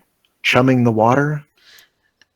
That would be inappropriate. Should I consult a medical officer before I take my dosage? No. They're meant to be used in emergency anyway. And if you find yourself in a situation off the station or even on it where it seems like it's your only option, then I'm afraid it's your only option. But hopefully we won't get to that. Just ease off. Thank you. And sorry again for the trouble. Oh, sure. No problem. Glad to see you're all right. And he heads out the door. Okay. And Penny's going to sit there on the back of the chair for a while going, shit. Go ahead and do a community perceive and search. Community perceive and search. Oh, so community acuity and search is what I'm hearing. Shut your mouth. That is a problem you should talk to a doctor about. You're hearing made up words. This is simplified. Or, no, it's not simplified. That's the next one. Yeah. Yeah, community is not a real word. Until 11. It is impossible to tell necessarily if there were lies or anything involved in it, but the overall feeling you got from that is that you were probably spared a larger rebuttal because they were interested in the result. When Probably he's saying, giving them a handy dandy, this is a giant report of thoughts and feelings made them happy. the note about expecting good notes, you kind of have a feeling that you're going to be getting emails and calls and possibly have to go do interviews on a fairly regular basis starting now. That they apparently have you in a captive environment pleases them. Someone that knows procedure and how to take notes in a captive environment. Yeah, pretty much. So you may have been spared being ejected from a potentially dangerous situation because you're useful from a research standpoint. Oh, that's great. My That's cat is going great. insane. That's good. Oh no. There we go. All right. Penny will, You're useful. You get to die later. Penny will then go back to whatever she was doing that day.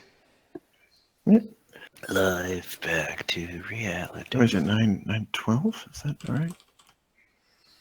Yes, never forget 9/12. You rolled a 12. Actually, that's enough for you to pick up a little bit. The comment that he made about Damius being a ship that had exhibited specific talent in something felt a little party line-ish. It was probably engineered to do what it does. Mm-hmm. So it's possible that it would seem strange that a specialty vessel would be assigned to regular guard duty. Like, they could have sent any bioship. Why did they send this one? There's nothing there to really tell you why, but his location here is peculiar. Mm-hmm. But I'm going to veer on the side of Penny has agreed to not read into shit too much. She's gonna let it go. She's gonna Elsa the shit out of this. Fair enough.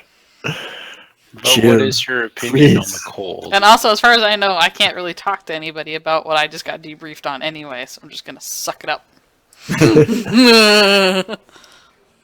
Yep. So that's about it for kind of the first week and a half, 2 weeks or so. You'll do training exercises, you get to know it, you'll kind of get a better feel for the people that are in there. If anybody wanted to do any kind of shenanigans in the first week or so, we're welcome to do it. Otherwise, Sometime I will fade during them. the first week, Penny is going to try to sit down and talk to Tisa and just do the tell me your story kind of thing. And I don't want to actually role play it out because that will be long and stuttery and terrible for everyone here. My notes. Huh? What's that? I'll give you my notes of my background, Sam. Because Okay. I will Yes, give it. She'll happily go into it, but even talking about stuff that should be quite an emotional issue for her, she seems fairly detached from it. Yeah, you will get the idea for her, and she'll eventually try to talk to Toberius as well. But she's basically, you can tell she's kind of forcing her through this and trying to give you a level of trust she doesn't know if she's ready for yet. She doesn't understand friendship, but she's trying. It's like a horrible idea of, okay, that's all right, just no kissing on the lips. She once heard about friendship on television and has been trying to figure out how it works ever since. She may have recently have a downloaded novel in her book in her room that is Friendship: The Keys To, and she's just going around trying to just talk to people. But yeah, she'll do the same thing with Toberius. She'll see if there is anything he will say, and if he doesn't offer anything, she will try and give her haphazard story and insight into her in what she thinks is applicable and important. Actually, any downtime when Penny tries to get his story, He's asleep. if he's in a danger room, he just throws up this gigantic mathematic equation on the walls and goes, "There you go."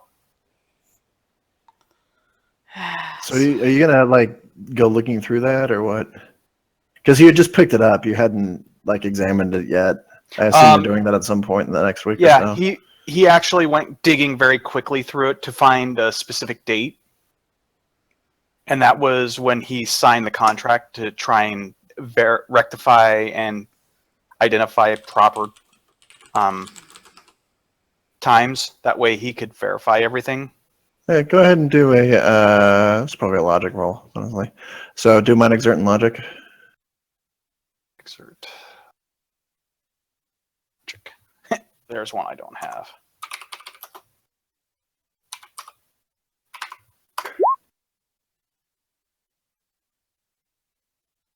Okay. Seems all right. I mean, you found a kind of start point that you're pretty sure where you began.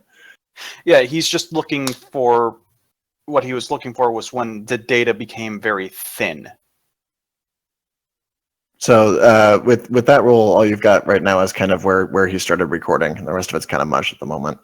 Yeah, previous to that, it was written by someone else. It doesn't have his signature, so it's far more difficult to look at.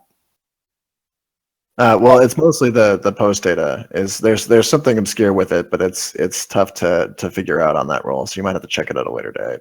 Mm-hmm. Okay, so yeah, there's that. Oh, actually, you've got about a week. Here, do another one. Just see what happens, if it's going to be an ongoing problem or not.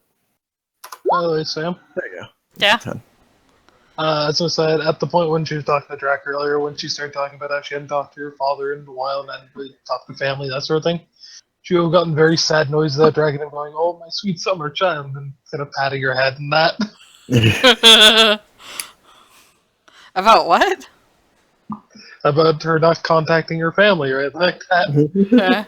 Family's a big deal to me. It actually considered very sad. Oh, okay. It's just when you say you sweet summer child, it usually means you ignorant fool kind of thing. And that's why I was actually trying to catch what? Wait, what? No, he doesn't understand the terminology. Oh, you poor child type thing. Yeah, you poor child. Yeah, she's just. Drach's family now. You can also, like I said, when every she day. talks about her dad, you can tell she gets kind of nervous and stuff like that, and she does explain in detail about the fact that she has creepy reflection issues, which you will notice after she probably points it out, because unfortunately she's a little critter, so she doesn't probably notice it most of the time. She's below most mirrors. Haha, below your notice. Toby, it'll take a little while to kind of pop up because there's a lot of stuff to sift through 10 years behind the date. But you do eventually kind of notice that, well, there seems to be a beginning position for where you signed on. The data after that just sort of stops being updated. There are regular check-in points that seem to occur on a fairly regular basis of around about the same times you would expect that you would normally check up on it, but nothing new kind of is added. It's like a whole lot of like, I exist, I exist, I exist, I exist, and then today.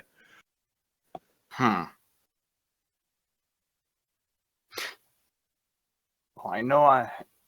I know he went. He's probably holding it. Tobias is just stopping and scratching, going, okay.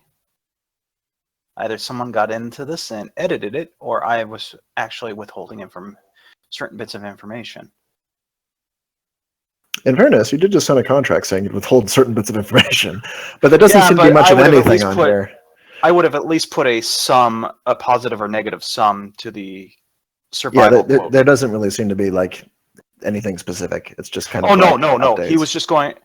My thought is since he signed that, he's going to honor it, but he's going to put in at least a negative or a positive value for his current state to change the main equation. Click. Okay. So basically, positive, everything's great. Negative, there's bad shit went down. It's probably intermittently going up and down then, as a course of life would happen over that 10 years. Of today was a good day. Positive, negative, positive, negative. Right, No, but it actual, isn't, is what I'm saying. Yeah. Yeah, the actual data feed is probably buried somewhere. All right, kitty. But he's just looking over going, crap. Well, at least I have a specific date, and I have proof that I signed. Okay. And then Now I need to figure out why I made a weapons-grade potato. Unfortunately, that does seem to be missing. He used to have a Russian equivalent character who was with us. That was how you made the weapons grade vodka. You just look at it and it catches fire. It does double as a fuel source. Antifreeze, fuel, it's really like a wonder drug. It's good stuff. No, but Tobias will talk to Penny. Okay, well, like I said, you gotta get kind of this weird kind of forced conversation from her where she already stumbles a lot, but you can tell she's very nervously trying to figure out how to be your friend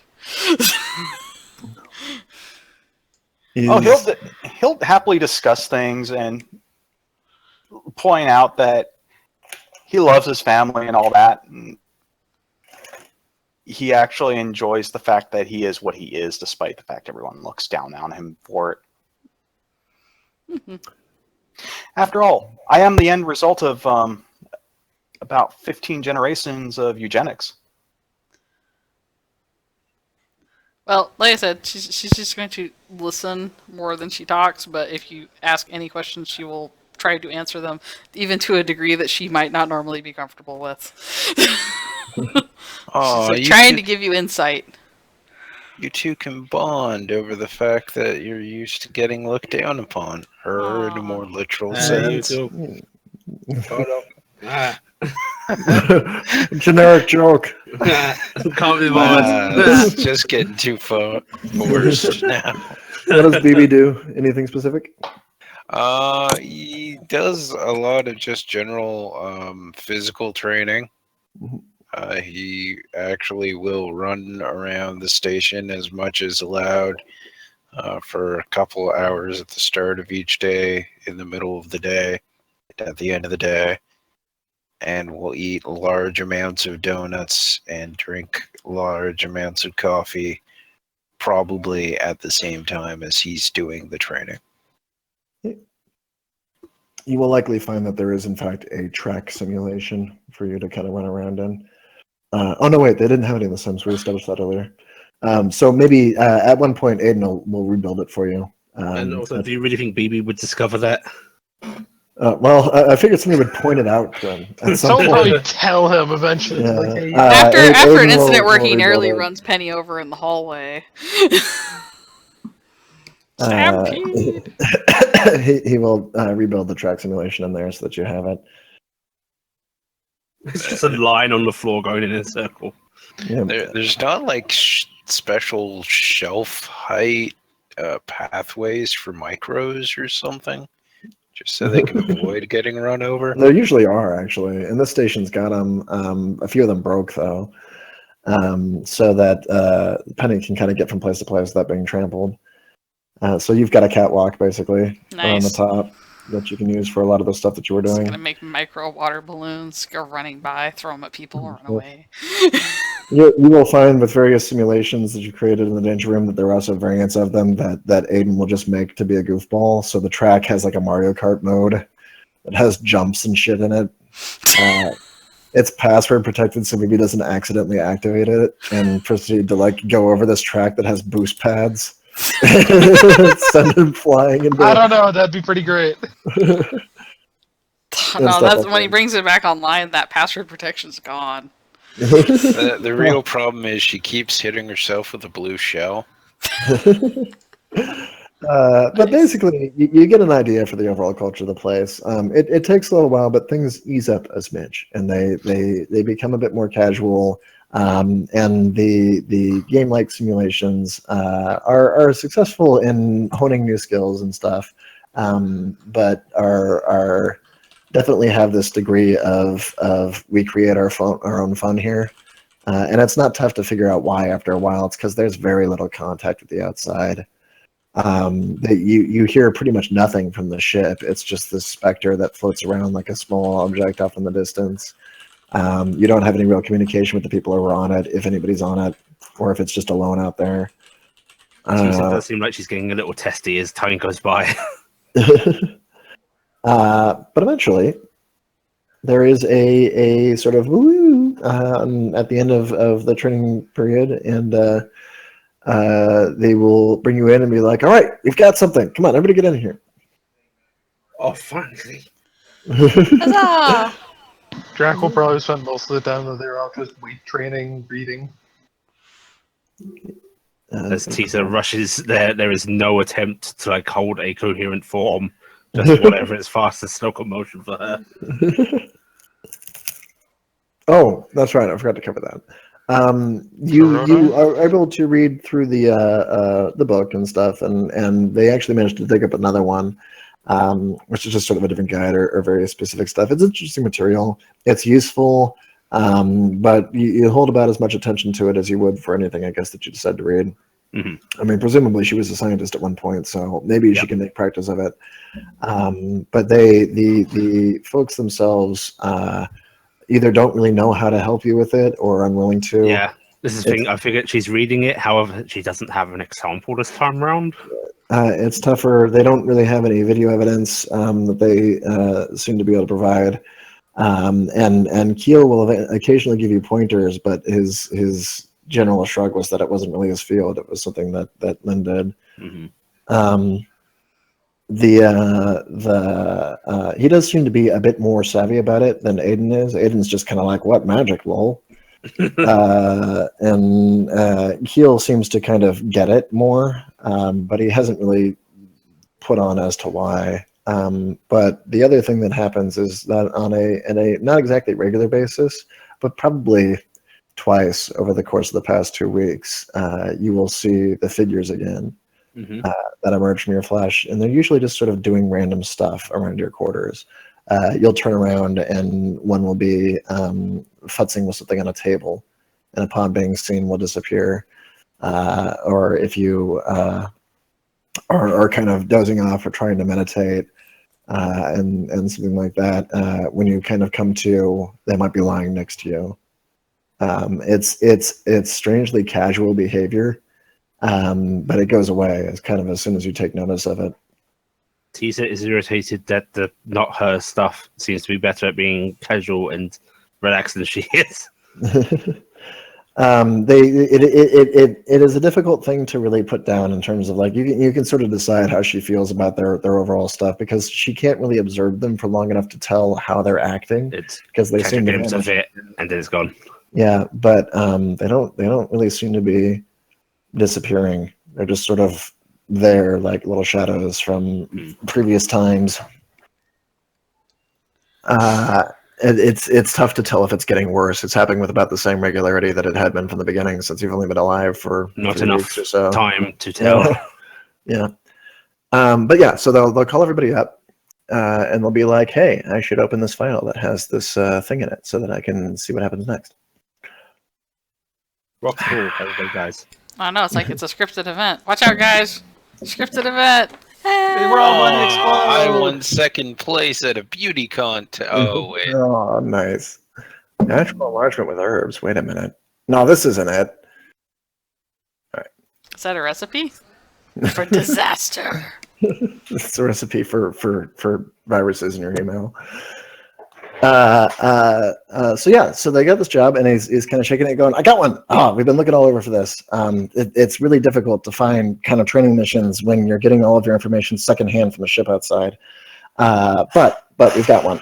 And he puts it up on the screen, and there's this outline of a security task that's requiring way far away. And he goes, "Okay, this is pretty neat because we get to do some fun stuff here." There is a security organization working off of Mercury. Anybody ever been there? You guys been to Mercury before? Yes? Oh, yes. Once all or right. twice, yeah. Wait, Okay. when did Mercury get colonized? Well, it's not. I mean, there are people on it. It's not really got a. I guess it's got a residence. He kind of thinks about it a little bit. There's sort of like roving caravan. It's neat. Anyway, I'll show it all to you as we go. Point is, there's a security organization over there, and the RPF doesn't really take contracts on Mercury because it's too small and it's too expensive to go take off over there. So everything's handled through independent security. And there's these guys having an issue with their security people walking off, and it involves trying to figure out where these people went and also trying to solve walking off on Mercury. Well, I mean, yeah, so that's kind of the weird thing, right? And he points up toward the sort of description of what's going on and basically explains that there was a security force that was working for an environmental company over there, environmental shooting, like heavy materials is what they do, that had onboard security, and said security system has vanished, or said security force has vanished. And the people who hired the security force, which is an independent security force for the area, is concerned that they vanished to go sell the secrets of their company to another company on the same planet. Basically, a little corporate espionage. in that particular area, because it is difficult to leave, and because they're not really sure where it is. And people probably should have seen them disappearing. So they are really worried that they're going to try to make off world with some fairly expensive research. And they can't rehire from the same organization because they don't trust it. They think it was an inside job. So they're trying to look outside to get it, and they're having trouble getting anybody. But apparently this got relayed pretty quickly. Basically, friend of a friend sent it off to the corp over here, and Aiden picked up on it as an opportunity to get some people out there. And he's like, okay, so this is what we got here. We have a situation where we have some lost and found to pick up. We need to find out what happened to a missing security force. We need to find out if something was trying to be stolen. It probably doesn't have much in the way of overall exciting, shooty, but honestly, you guys haven't been training at this too long. I don't really want to put you in an overall shooty situation. This seems like a great place to get your feet wet. Find out what's going on here, deal with some actual people that you haven't talked to before, get out in space for a little while, and stretch your legs. What is the travel time to He grins and says, that's the fun part. That's the real fun part. So the travel time from here to there is way too long. These guys need faster response times to that, and that's why they're having such a hard time getting anybody, because the planet's swinging around. And he brings up a solar system map, and it shows that Earth is coming through and bringing its quarantine zone with it, which makes it very difficult to send ships from Mars and Venus, or from Mars specifically. From Venus, they were not getting anything out for, because they were sending their actual call off to like a Mars Coast security co. That's who they were trying to get to before it got intercepted. So that's the problem is they've only got an opening window of about a day and a half here before they're going to lose their chance until Earth swings around the other side. And by then, their secrets are going to be stolen if that's really what happened. But because we managed to get the signal out here, and because I have a little bit of disposable income to dedicate toward your training, we can take the job and spend a little bit of extra money on transportation. And he holds up excitedly this postcard of a very peculiar looking ship, this strange sleekly lined thing with a whole bunch of spheres and rings and stuff, and an icon on it that says Lumen. Yes, money doesn't change the laws of physics, darling. We can't. Apparently, that isn't true. And he turns it around, and it says, hits light speed and a half essentially on it. These guys were around before your kind of like drop thing. They've only been around for or no, about the, I guess, what time were we doing here? I don't think they'd be around. Yeah, I guess they haven't. No, this is brand new. Yeah, that's right, because you had the 10-year span in it. And they're like, no, you didn't hear about these. These are new. These guys just kind of showed up out of nowhere. Like literally showed up out of nowhere. One day they popped up in ships that can go faster than light. And he's kind of practically bouncing in his chair here and stuff. This is like untapped technology. Mars Code dropped a brick when they saw this. Wait, technology, as in actual technology, and not transcendent, or yeah. I mean, honestly, our stuff may be able to do all kinds of fancy stuff, but frankly, I don't like using transmutation. It's really kind of squickish. He says, looking nervously back behind him at where he presumes the ship is off in the distance.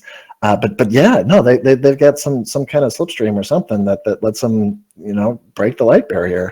We catch a ride on this ship, and we'll be there in a matter of hours. Penny's eyes got really wide and kind of twinkly. Tisa actually looks curious about this for once as well. Yeah, I mean, and we managed little to get hamster tail might be like wiggling a little bit. Like I want to play with the engine. Do you know if they have open fueling ports on those ships by any chance? I don't. I've actually never seen one before. This is our first time. It took forever to try to get what it looks like. The guard lights me. I'm gonna need all my measuring tapes. I'll be back. Shit, but you might be transcending measurement. I don't know if it really works. All right, well, whatever. Transcendent measurements. What I do? Well, no, that's not what I meant. We should rename this. Because yeah, so it'll be coming through here. And I mean, I assume it'll just kind of be arriving here. I mean, I don't even know what they look like when they show up. How cool is this? Anyway, these are very expensive. So I want you all to thank your kind and beloved budget. And he kind of throws a salute out toward where he thinks the ship is for this. Basically, because this isn't a particularly expensive mission in terms of overall material, and there's no real expected combat involved, I was able to dedicate a lot of our field funds toward fast toys. Are you saying that you've likely spent more on this mission than we're actually going to earn from it? So here's the nice part about our work. Breaking even, not really something we do. Good to know. Yeah, no, we lose money on pretty much everything, but we save the world, he says, looking vaguely pleased himself. In the meantime, Keel's in the back going, oh, God. Penny's gonna eventually show up with at least 5 different measuring tapes, and then she's gonna start tugging on BB and ask if he can carry some things for her, because she's gonna need to get some more measuring tapes. Oh, of course. She might be able to measure mercury at this rate. Yes. So here's the rub. We're going to have to find out how the mission goes, make sure everything does okay. But assuming everything goes all right and you guys proceed, chances are you may have to take the slow boat home. So you might have a stop off at a couple other worlds on the way.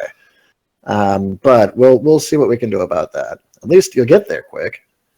Now, with us going out and about and us possibly being the target for, grievous murder, are we going to be wearing any disguises such, little moustaches, glasses? Hopefully not. Do we need to not use our names? Oh, yeah, I guess we should set that up. Well, you know what? Why don't you come up with new ones? I'm not even going to tell you what you had before. That seems like setting you up for previous lifestyles. We've decided to move on from that. Y'all can come up with new identities. We'll put them through the computer and have something new built up. Aren't chances pretty great that we'll come up with the same? I don't No, think not actually. The probability would be our experiences were different, but by the time that we would have gone out to the field to have name choices, and it actually we're very different people from who we would have been. It's not like we will ever be those people. Well, you're actually pretty close to... you're very different people. Yeah. Yes, sure, I may have had rush training here, but choosing the name of my favorite author is choosing the name of my favorite author in the end. Did I do that before? No, don't tell me. It's your favorite author. Oh, that's going to be a secret. You know what? I will deliberately choose something else. Did you do that last time? Just shut up, Aiden. Just let him do it, okay? Why don't you step back over here and stare at the wall for a minute? I'm confused. Are we trying to avoid time travel paradoxes? Or... No, it's mostly that he keeps trying to compare them to the previous people. So he's basically holding up a measuring stick and going, "Well, your previous versions of you were like this, but you're not, so you're inferior." Well, maybe Penny shouldn't have brought that stick. Well,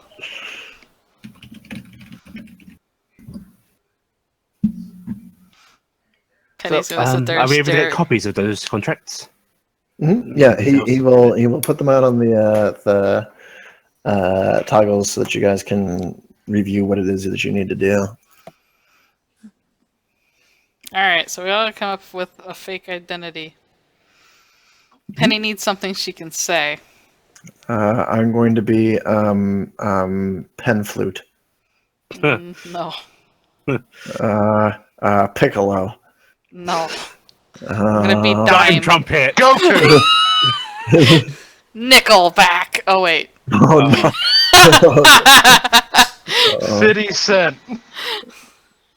Just gonna wait for like, new background story is when I was a young girl, my father took me into the city to see a marching band. Nice. Nice.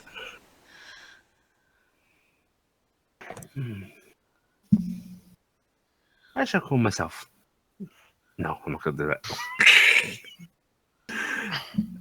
It will be the Cisco. Drac looks deep in thought for a second, looks up. I have a name. Blue troop. So do I. And BB writes down BB. Problem. Yeah, he has a name. He has a name. Okay. Tisa writes down her name.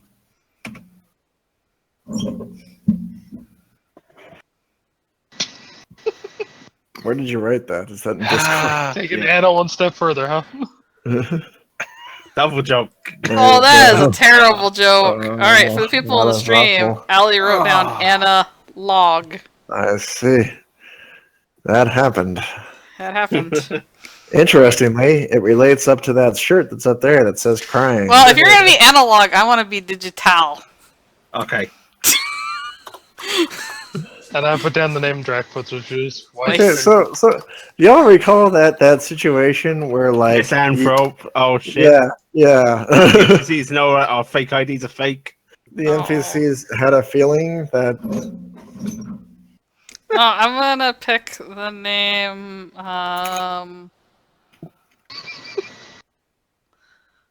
Felicia Evans, all right. because I won't play the game that everybody else is coming up with. I don't know what you're talking about. Benfield Bernier. Sorry, you're still BB. Got it. That's literally my name. Like I said, you're now Billy Bob Horton. No. All right. pretty sure After that's she the gets name I done, wrote she's down. gonna go. So did we pick the same names? I'll say right now, Drac probably did. Like chances are they really will good. they will look at the documents and before speaking, Aiden will look over toward the larger horse, who will take the documents away from Aiden and just shake his head and put them to the side without looking at them. It's like, I'm sure the names are fine. Wait, you didn't make a joke about digital, did you? Huh? Never mind.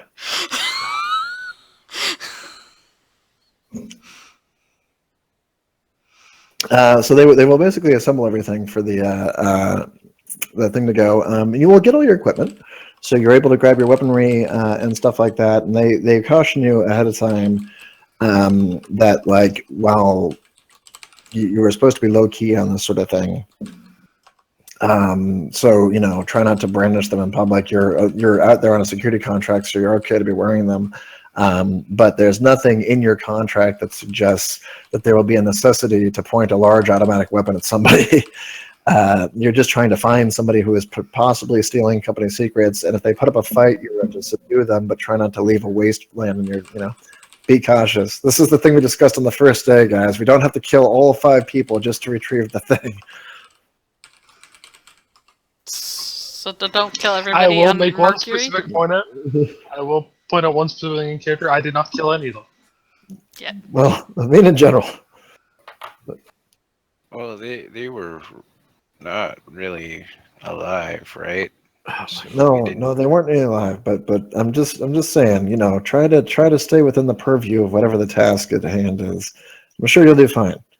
We'll be seeing you soon. In the meantime, we are going to have a super ultra barbecue. Are we not? Are we really doing that? Yep. No, I found the barbecue thing. We're going to try it. I've got the chemical fuel. Do you just put it right on the meat? They kind of set off into the back. Like they have plans to try out this ancient barbecue method. Drac just puts up a hand and goes, put chemical on meat, you put in fire. Well, I mean, that's how you make the fire, right? So I assume you just cover the dead thing in the chemical, and then you apply some kind of ignition. I'm going to Taste get up the from fuel, my not seat the and I'm going to bread. go find donuts because that's the only safe thing to eat in this station. Listen, I'm gonna you guys- go prepare to treat burns. we are highly trained individuals, and we will have a successful barbecue at any point now. It's going to be trial by fire. And Aiden and is going to Toberius march just- proudly off toward the simulated environment where they have created a barbecue so that they can figure out how this works. It's crazy technology. They have And killed Tiberius some just sort of watches them go. bioprobe that probably is oozing vitae as they cut into it. he stops and goes, "Oh, wait! Before we do that, we have to see it happen." And it's coming. Okay, so hang on. I am sending the signal, and he like pushes a button on his toggle, like this is the universal button for sending quote the signal. And he waits for a minute, and he looks back at it, and then there's a confirm. And he goes, "Oh, God damn it, that took away all the drama." And he clicks it again, and it says sending signal. He says, "Okay, I have sent the signal." I kind of expected reactions by now. Well, it was pretty impressive. So No, good job there. not from that. It's supposed to. I sent the signal to Lumen. I mean, hopefully. I mean, I guess we are. I don't know where they're dispatching from. Nobody really knows where they're dispatching from. You know, it occurs to me this might actually take a few hours, even at light speed. God damn it! I was really hoping for Jesus Christ, and then right outside the window there is a ship, and it's there, and it arrives in like a. Penny is on the other side of the station already getting donuts. All the warning lights on the station just come up. Proximity alert! Proximity alert! It seems to arrive in like a line, like it's being viewed for a prism, and then slowly kind of squeezes out of said prism. There was actually there's some fun stuff that's been shown for like how light arrives in a faster than light environment. It's kind of weird. It seems to do it backwards, so you kind of see the sort of like departure, like it seems like it's going backward into position as it's showing up. But it's there all of a sudden outside. This kind of bright shiny ship. It's not particularly large. Has a it looks like it's big enough to carry you guys and maybe a few more, perhaps a small vehicle or something, but not big liner. It is completely dwarfed by the bioship, but that doesn't seem to be nearby. So either they were warned or they're on another part of the orbit right now. But it doesn't seem to be here currently.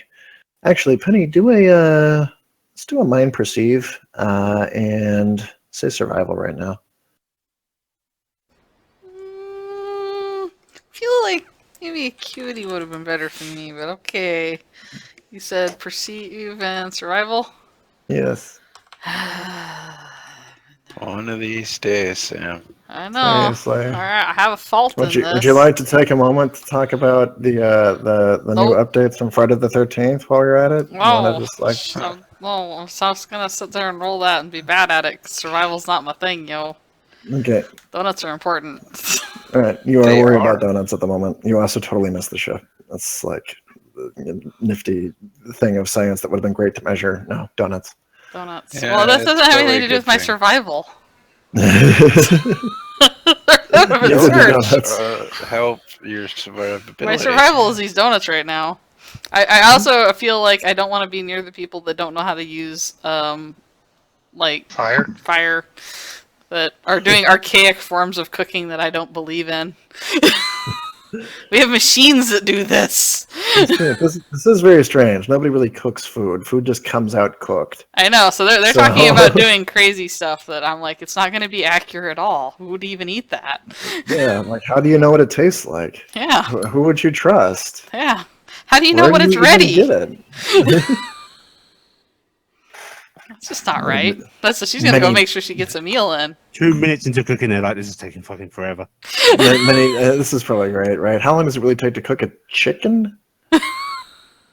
Everyone dies. Chicken. Oh man, that's gonna be awesome. I like to think that, hey guys, we decided we're gonna try an old Earth culture thing. We're making sushi. Okay, who's got the raw chicken? The way I see it, anyway. So it will float in and begin the docking procedure.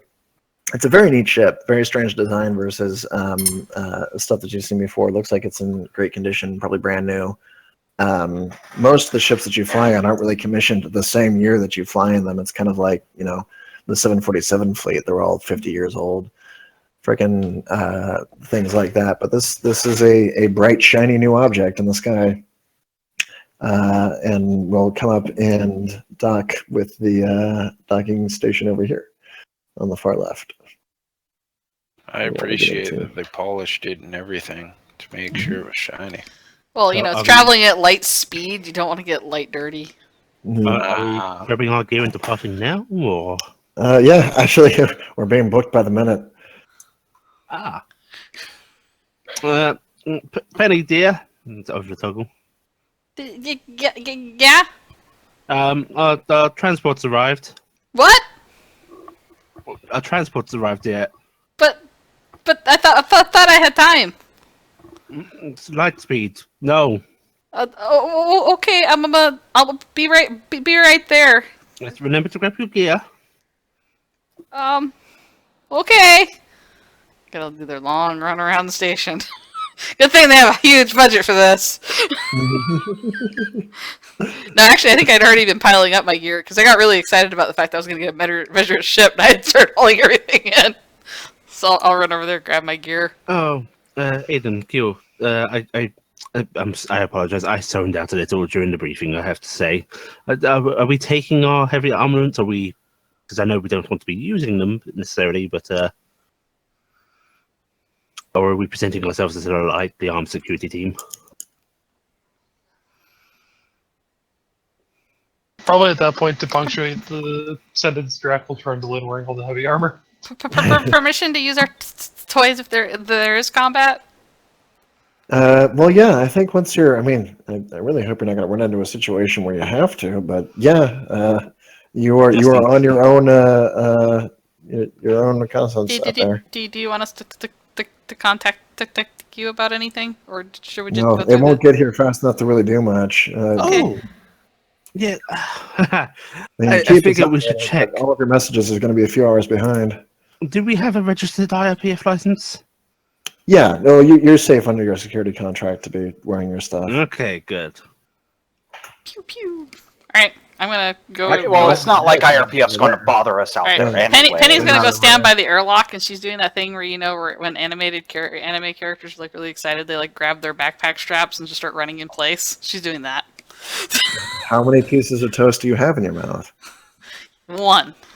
Okay. I'm not a main crap. character yet. Oh, but your hair color dictates otherwise. No, I'm not pink haired. I'm only brown haired. Oh, well, Toberius yeah, just like- trots up with a suitcase next to him. That's bigger than him. Actually, technically, I think Tisa would be closest because she has blue hair. No, but she's blue everything. If they're all, if I they're know, but monochrome, that only doesn't makes it work. even more dramatic when she's standing No, on I top can't of be the main character though. I'm like one of those alien like. Yeah, that's an alluring supporting character, is Yeah. what that is. Oh, It's okay. Well, always then the same thing. Drac has to be because he apparently had like a harem at some point. No, it's Aiden. Okay. Aiden's gonna show up with pink hair and toast in his mouth, and Acceptable. it's yeah. He's like, I'm late for the mission. Maybe- All right, I'm gonna go stand by the door, waiting, excited. While I'm running by the door, excited. Want to go in. I already have like a tape measure ready in one hand. and the door will slide aside and let you inside. And there is a kind of automated hanging from the or floating around kind of Eevee looking thing. Or Eve. yeah, was it Eva? Eva. Was the A part of it, or was it just Eve? No, Eve. that was just what he's Eva. in it. It was Yeah, Eve. that's just probably okay. So it was Eve. Yeah, but basically similar concept. It's a very simplistic design. Ignoring it, It's measuring. friendly. it looks vaguely offended. So it gets a plant and then it shuts down uselessly. Curious. I suppose it's better than floating around and shooting everything with a vastly overpowered weapon for what its job is. I think you underestimate how great that is as an option. Hello. What are you? Oh, I'm here to show you around the ship. It says in a very friendly, not particularly automated voice, and stuff. This is a standard Lumen transport. We're here to just provide transit, fast and light transit services all around Seoul. Remote controlled. Yep. Your destination has been predetermined. I'm afraid it can't be changed. It's already been billed. And this in particular, she's pointing to the floating droid thing. Yeah. Well, that's who's talking right now. Yes, she's asking, you were remote controlled, or am I talking to an AI? Oh no, I'm an artificial intelligence. Oh, Penny, wow. Penny starts making like a nearly a painfully high pitched squeak about nearly mathematically perfect measured doors. Nearly. So she excited. it kind of spins in the air like she's looking around to see if she gained weight. Like what is this I'm, nearly? I'm sure the nearly is thanks to her measuring instruments. Yes, you are correct. She says in a bit of a huff and floats all the way down the aisles. It's a big open area. There's no real thing to strap you in or anything like that. It's got kind of a recline zone. It definitely looks like it was made for luxury, like you've gotten the limousine sort of deal. Chances are these ships aren't really offered for anything less than a fuck ton of credit. Mm-hmm. So they expect that anybody's going to be flying into it is going to be seeking Trump level accommodations. And Does it include champagne? it includes a Russian ambassador, if that's your man. That's cool. Oh, I get it. I just had to toss that in there because it's the only way to get pages anymore. You get in there and see a bunch of different places to basically hang out, but it's not a particularly large area. And alas, even though you were hoping it would, it is not larger on the inside than it is on the outside. Now, most important question: are there few ports? There are. Ooh. They're actually very large ones. It's like it opens up through the side and stuff like that. As if they realized people would be curious. They would be. Unfortunately, as you sit down, it seems to register where your eyes are and stuff. Doesn't seem to do it very well with you, but it does it with everybody else pretty well. And it put heads-up displays to kind of explain what you're seeing and stuff like that. And it warns that like the view outside is pretty. It's only really interesting when you're leaving and when you're landing because in process, since you're within a solar system, there's nothing there that you're really seeing. Mm-hmm. You're just going to be catching streaks here and there that are from established light sources, and they won't be any larger than the planet you were looking at to begin with. So while it might be an exciting view if you were traveling hundreds of thousands of times the speed of light and passing large celestial objects and stuff like that, in this case the only time that you're going to see anything particularly interesting is when we actually arrive. Aside from that, it'll be dark, which it usually is. They also advise you that you wear, they will close they polarize the lenses for the arrival and departure because it's particularly bright when it happens. Well, this is just exciting, Penny. Penny is like doing that running in place thing. She's just like so excited. She's just measuring like crazy. And she's just like so neat. Are you paying any attention to like it's got a little like, this is the ship you're on and this is the amount of light miles it's clocked kind of thing that's playing at the front? I'm trying to, but my text is sideways. But is Penny off searching other stuff? Penny's trying to absorb everything at once, like an excited child. Do a potty perceive and search then. She's just so excited about this. This is like something that she just just loves. All right. Yeah, I do have a +2 on that. Oh, 10, a 10, a 12, and a 1. But one of those still goes, right? Yeah, the 12 goes away, but the 10's good enough for what you're trying to do. You do catch a little bit of the spiel that the screen is doing as the ship kind of orients itself for flight. Then it's talking about the Lumen Corporation. It's only been like a year old, and it's already revolutionizing the way soul travels and all sorts of stuff. And it has beaten Mars Co. and all the greatest things to the punch and all these great technologies, including lightspeed travel and transit and communication and miniaturization of objects so that micros no longer have to be, damned to use subpar equipment. And it just kind of passes that one by with a little picture of somebody who is very small wielding something that normally is not made at that size. Penny's already wielding some Lumen Corp weapons. Whoops, we have...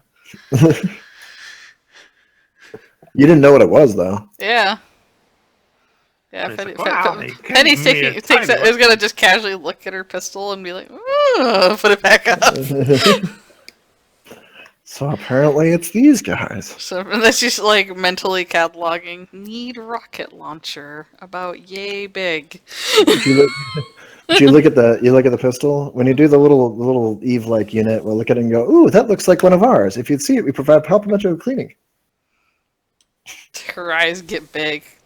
That would be great. It picks it up in this little 9-grapple thing, and it actually opens up a little She'll take out her bow canister too. Be like inside of itself, and tosses them in there. And there's this little like. I'm just angry because instead of picturing this being AI, I'm entirely convinced it's a coxswain inside its piloting net. What, she just stuck it in her mouth and swishing it around? Is that Yeah. what's going on? Well, thanks for giving me that new head. Well, that's I was saying really specifically on one of those little like just 2 little joysticks for it, but it's like Yeah. pedals. yeah. Yeah. Pedaling. Pretty much it. Yeah, I'm not even thinking of fast controls. Joysticks is it. Yep. It's Pretty much. joysticks and one of the old school, old flying machine foot pedals. Like God, why? It looks like she's pedaling to spin a propeller that isn't there. exactly. It's like, what does Plus that to even make the do? anti-grav keep going. But it dings and presents it with this happy little chirp, all nice and clean and sterilized. Mhm. Penny is overwhelmed. She's just like non-stop having to like, oh, what's this around the whole place. And then they will announce the departure and say that there is no need to hold on to anything specific. However, you want to avoid direct contact with the windows or vision, because it does get rather bright at this stage. And it looks a little bit like there's a filter going across the glass, which there was at one point, the polarized, but it's more that like all of the ambient light of the outside, there was Saturn on one side of the ship, and there was reflections of other things on the other side, some starlight, some stuff off the station, all that light. It's like none of it dims, but it all gets squished backward into one like long, thin thing that combines it all, so Penny it is, gets gradually like, brighter. Incredibly curious, so she wants to look at her reflection in the window. Okay. What did you do? I was wondering if we were going to come to this.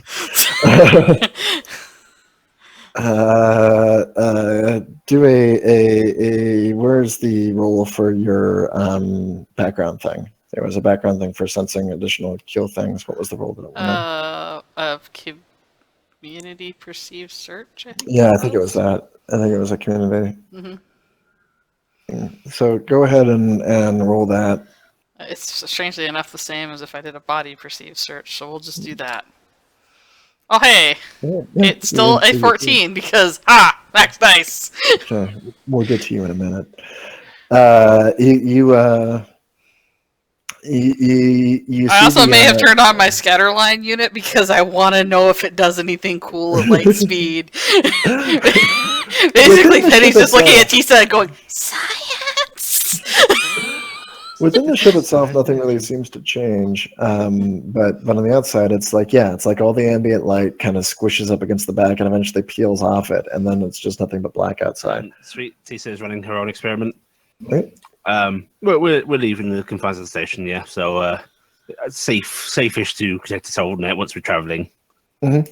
She is trying to send messages to herself, bouncing them from whatever fucking Soulnet server. You can't seem to get anything outside. You can do it within the ship, fine. And the ship server will warn you that communication at light speed doesn't seem to be possible with the current technology. They also will insist quite happily that Lumen has servers that can communicate at beyond light speed, but it has not yet marketed them. I'm just curious to see what would happen. But apparently the systems that are currently in place for communications just don't work. The two scientists are just so interested on tearing things apart right now. Well, you were, except that everybody who is looking at you right now just kind of sees you looking like blankly toward the window. And to you, you are not here anymore, and are not entirely certain if you will ever be here again. Mm-hmm. So Hello, darkness, you my watch old friend. well, you watch the reflection and you watch the blackness come through it, and for the first time that's ever really happened, the reflection seems to acknowledge you directly. Mm-hmm. And it sort of looks up, and then you're off the ship. You're kind of floating in space for a minute, and it's cold, but it's not freezing. It's just kind of brisk, like it's chilly. and you're surrounded by darkness, and there is a kind of feeling behind you, like a extremely large presence. But the reflection is no longer there. You're just kind of floating in the black. Hello? As you say that, you start to pivot a little bit. Looking for... And there is this kind of growing howl again that sounds a whole lot like the ship, only this one is so much larger. It was that sort of overwhelming feeling of just being dwarfed by a larger presence. Mm-hmm. And there's a blinding light that's beginning to appear, and you're beginning to kind of get this glimpse of just monstrously enormous shapes and forms of something living that's far larger than is really computable from a standpoint of anything that you have witnessed as living before. Mm-hmm. But it is enormous and golden and shining, and too much to take in. Like, you're worried that if you look at it, your eyes will just boil. But kind of shield the eyes a little bit with a hand reflexively. And you can see your bones through your hand, and then you can see the flesh kind of going away, and you feel like you're melting away to nothing from on it. There's no pain. It's just this overwhelming feeling of just evaporation, basked in whatever it is that is currently swinging around, and you're slowly turning to face, and this gradually raucousing chorus of sound that suddenly cuts out, and then there's a hello. And then you wake up again, and the ship has arrived on Mercury. All right, Penny is like, because she's a Hemi, so part of her is, has that human skin and all that. She is suddenly just like ghost pale, and like pupil is like, even though it's extremely bright suddenly outside, there's like a dot. And then she's just kind of shaking. I'm poking Penny. Are you okay? Well, hang on. At the same time here, so the trip from even at 1.5 times light speed from Saturn to Mercury actually takes a fair bit of time. So like I think it's something like 2 hours, or an hour and a half. I'd have to recheck. But she's been silent since you started, so she comes out of it when you arrive. But she's been like, the robot is like, we don't know what's going on. Seems to be. Tisa would be running medical checks on her then, because Penny becomes completely unresponsive. That's a concern. Let me see here.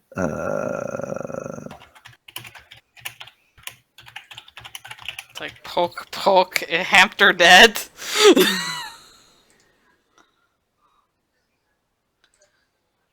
All right, here we go. 8 minutes, so this is 4 minutes. Okay, 3 and so it's about that. It's about 1.5 hours actually. I was right, give or take. From one to the other, it's 3.2 minutes from the Sun to Mercury, and it's 1.4 hours from the Sun to Saturn. So you're looking at a distance between the two of somewhere like 1.5, give or take. So she is out of it for most of that period. Right, well. How long does it take before people notice that Tenny's gone dead quiet and stiff as a board? Considering I was having a conversation with you. Yep. Like, I was sitting there like rattling on about, I'm so excited to see about this. Well, I doubt I can get much information. I'm going to make a medicine roll anyway. Mm-hmm. Excel or perceive? It's probably perceived, because you're trying to figure out what the problem is. Okay. Better at that. Beyonce? I suppose that's all right. Okay, a 9. Beyonce? 15. The link I dropped in Discord. Beyonce was Noah for the live action remake. Oh. Like, I suppose. So seems to be alive. It's like a stroke, kind of, sort of. Only she doesn't seem to be frothing or in pain or anything like that. It's just sort of this paralysis that is taking place. And maybe she freaked out. But it definitely seems to be lingering, and you certainly get concerned as time goes forward. The ship does have medical equipment. and in case of emergencies and stuff like that. But they are unable to really bring her any place until the ship arrives at its destination. So they can turn around when they get there, but they're on their path already. Mm-hmm. So they have to take her forward. So Penny, when you wake up, you're on essentially a stretcher, quite a large one. And there's quite a few things around you, including the floaty robot thing that seems to have all sorts of doodads like extended for There's this. probably Tisa yelling for somebody to get a medical shuttle.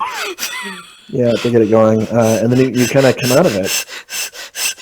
She's like breathing like she hadn't been breathing in a while. Penny, darling, can you hear me? Did you see it? See what, dear?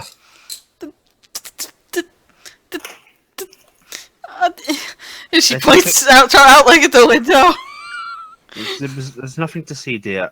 Like, she's gonna start, checking her over again, making her follow the light. She's showing symptoms of shock now. Do you know where you are, dear? On the Lumen ship. That's right. That's good. Okay. Just.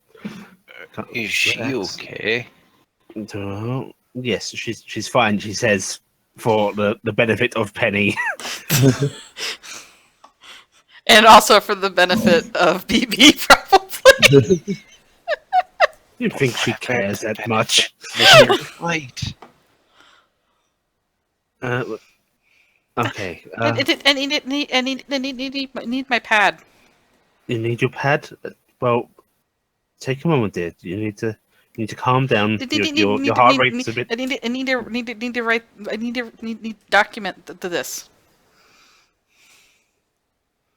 Well, just speak to me. I'll have it record on my SIP chip. Yes. Okay. Well, Penny is going to stutter her way through, explaining that she was trying to test the reaction of the light with her weird shadow thing that she has, and when she was testing the reaction, it suddenly went dark, and there was a thing, and it talked. Okay, so it sounds a lot more crazy. Oh, that's crazy. And she's trying to it's cold, but it's not cold, and they say I'm crazy, but I'm not crazy. See, it might sound crazy. My character's old and has been doing this kind of shit for a while, merc work, not necessarily TTI, but perhaps TTI, so to speak. Can I make a roll to see if I can... Is she, is this, no about transcendent stuff, is this within the realms of something that could happen? Is it something I should be concerned about? Just, can I make a roll to try and figure out? Did your character have any previous... I didn't think she did she? I think she's progenitor. Well, I think she's Moscow ASR. Right. So she. But she I don't know if she had any sort of. She did generic merc work, so I don't know if she'd come across. Yeah, not. I mean, it sounds like the ravings of a madman. So can I make a roll on it? Well, did yours? Because you're from a grotto. Yeah, you wouldn't have knowledge either. Yeah, it's the same sort of deal. That's why I was asking. You basically have to determine for yourselves whether or not you believe her. It's based on merit, because what she's saying sounds as crazy as it sounds. And then I was in space, and then there was a thing behind me, and it was shining and golden, and I couldn't look at it. My skin melted. Considering what happens on the station and shit, it's not too. It may not be, but you'll have to determine for yourself whether or not you believe her. I mean, because you did see me here the entire time. She's not being dismissive, but she's like, okay, dear, okay. And now, do you see anything now? No, she's just gonna shake her head. Are you gonna look, or are you gonna shake your head? Well, I'll look outside. Okay. The reflection is not there. She's gonna point. Tisa will look. Yeah. There doesn't seem to be reflection present. She is not reflecting in the object. It's like a vampire style. Well, I think the haunted thing's probably more plausible than the actual event that has happened, believing-wise. Well, you've seen her because I think she's mentioned it to a few people. Yeah, I have a really creepy shadow or not shadow, but reflection that usually there was a acts creepy little reflection weird. there. Doesn't seem to be your there. reflection normally go missing entirely, dear? She shakes her head. It's always there, even at my prom.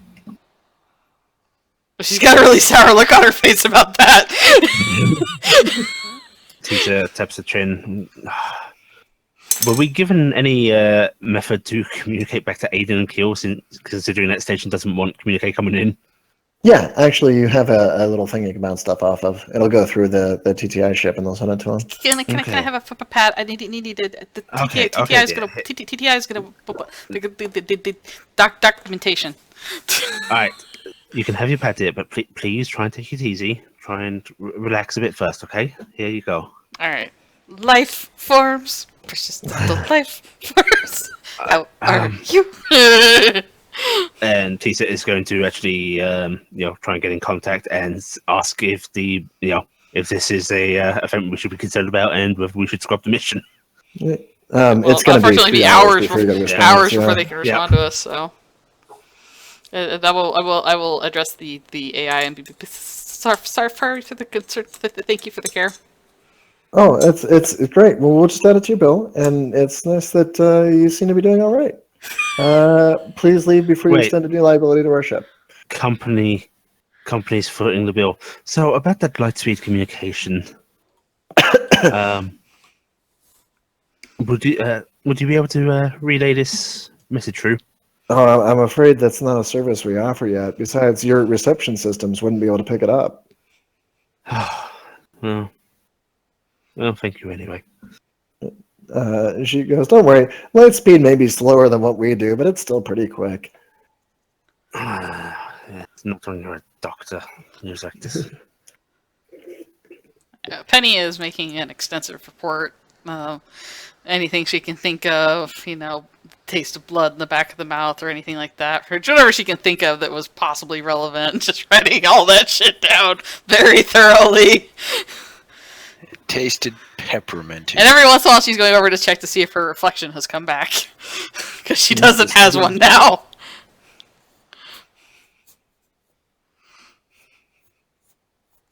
Alright, you guys can get off the ship when you are ready. Alright, let's get off the ship. I want to get off the ship. Penny doesn't want to be on the ship anymore. Penny wants off the ship.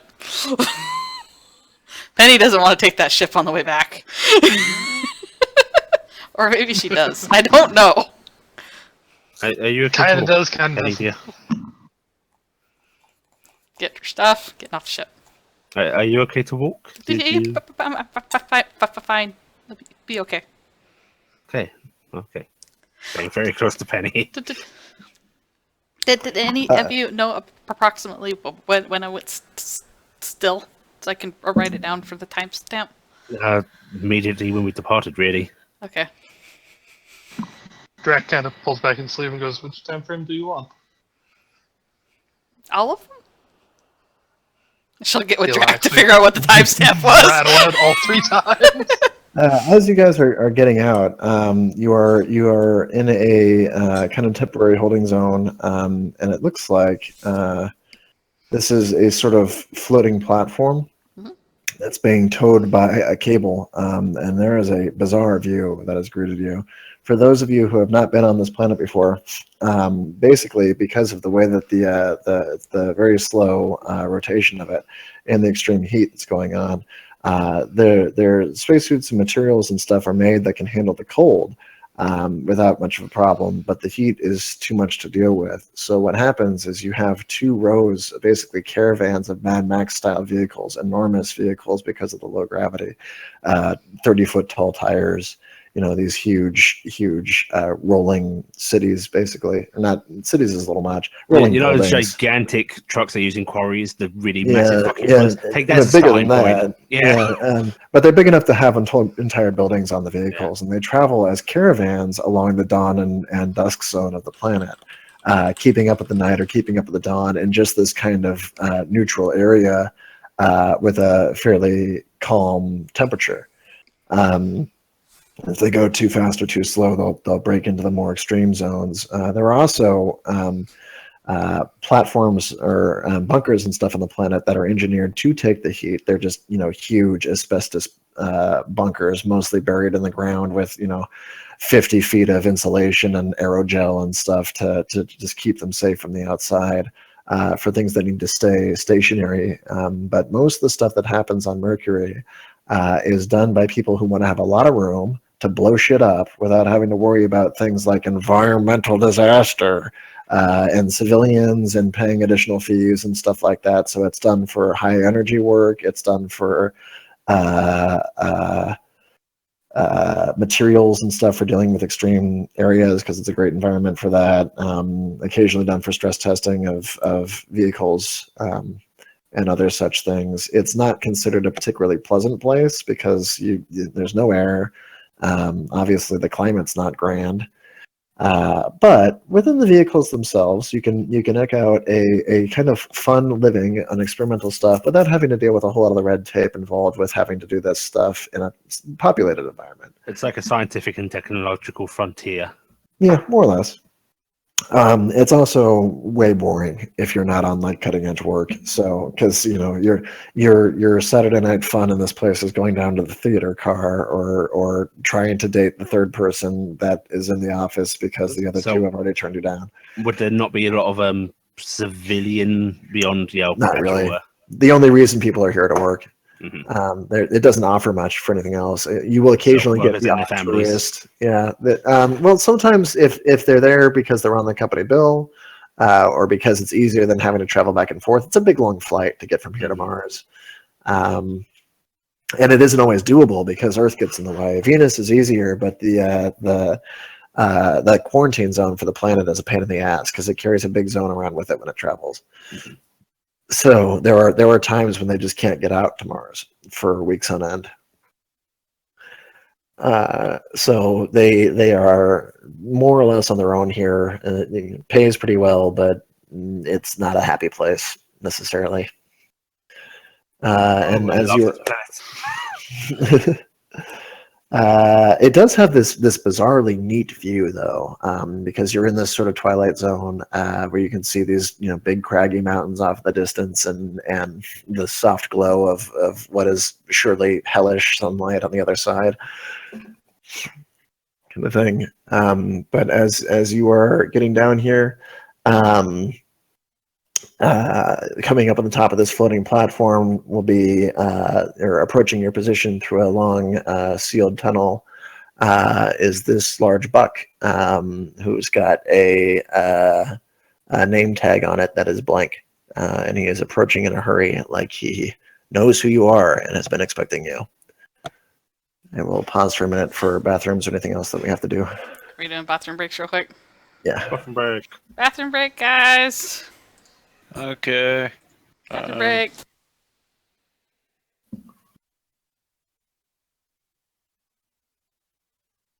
Just temporarily taking off my headphones, but I'm gonna put audio on speaker just Good luck. when everybody's back. So.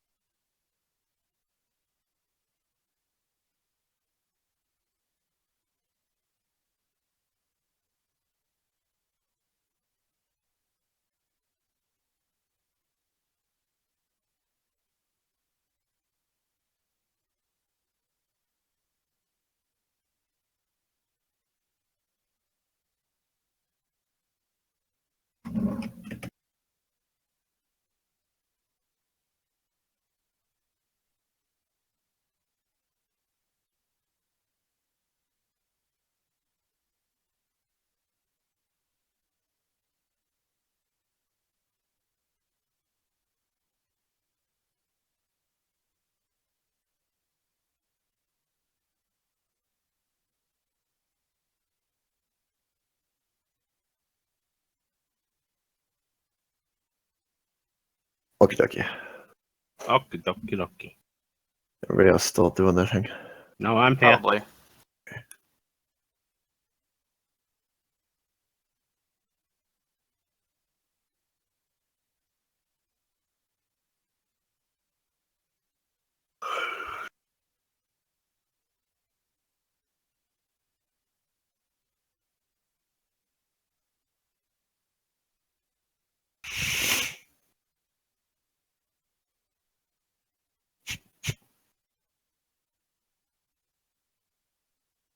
Pie again.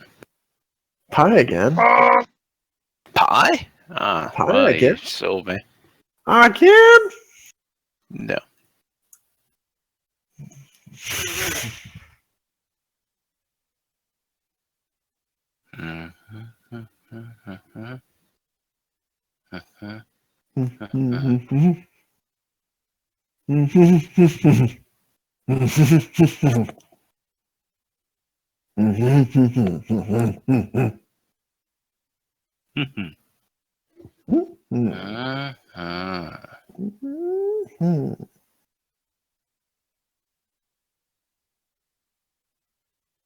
This is what happens when Sam isn't around.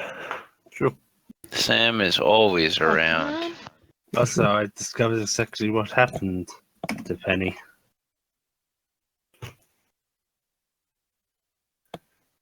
Oh, just that moment. I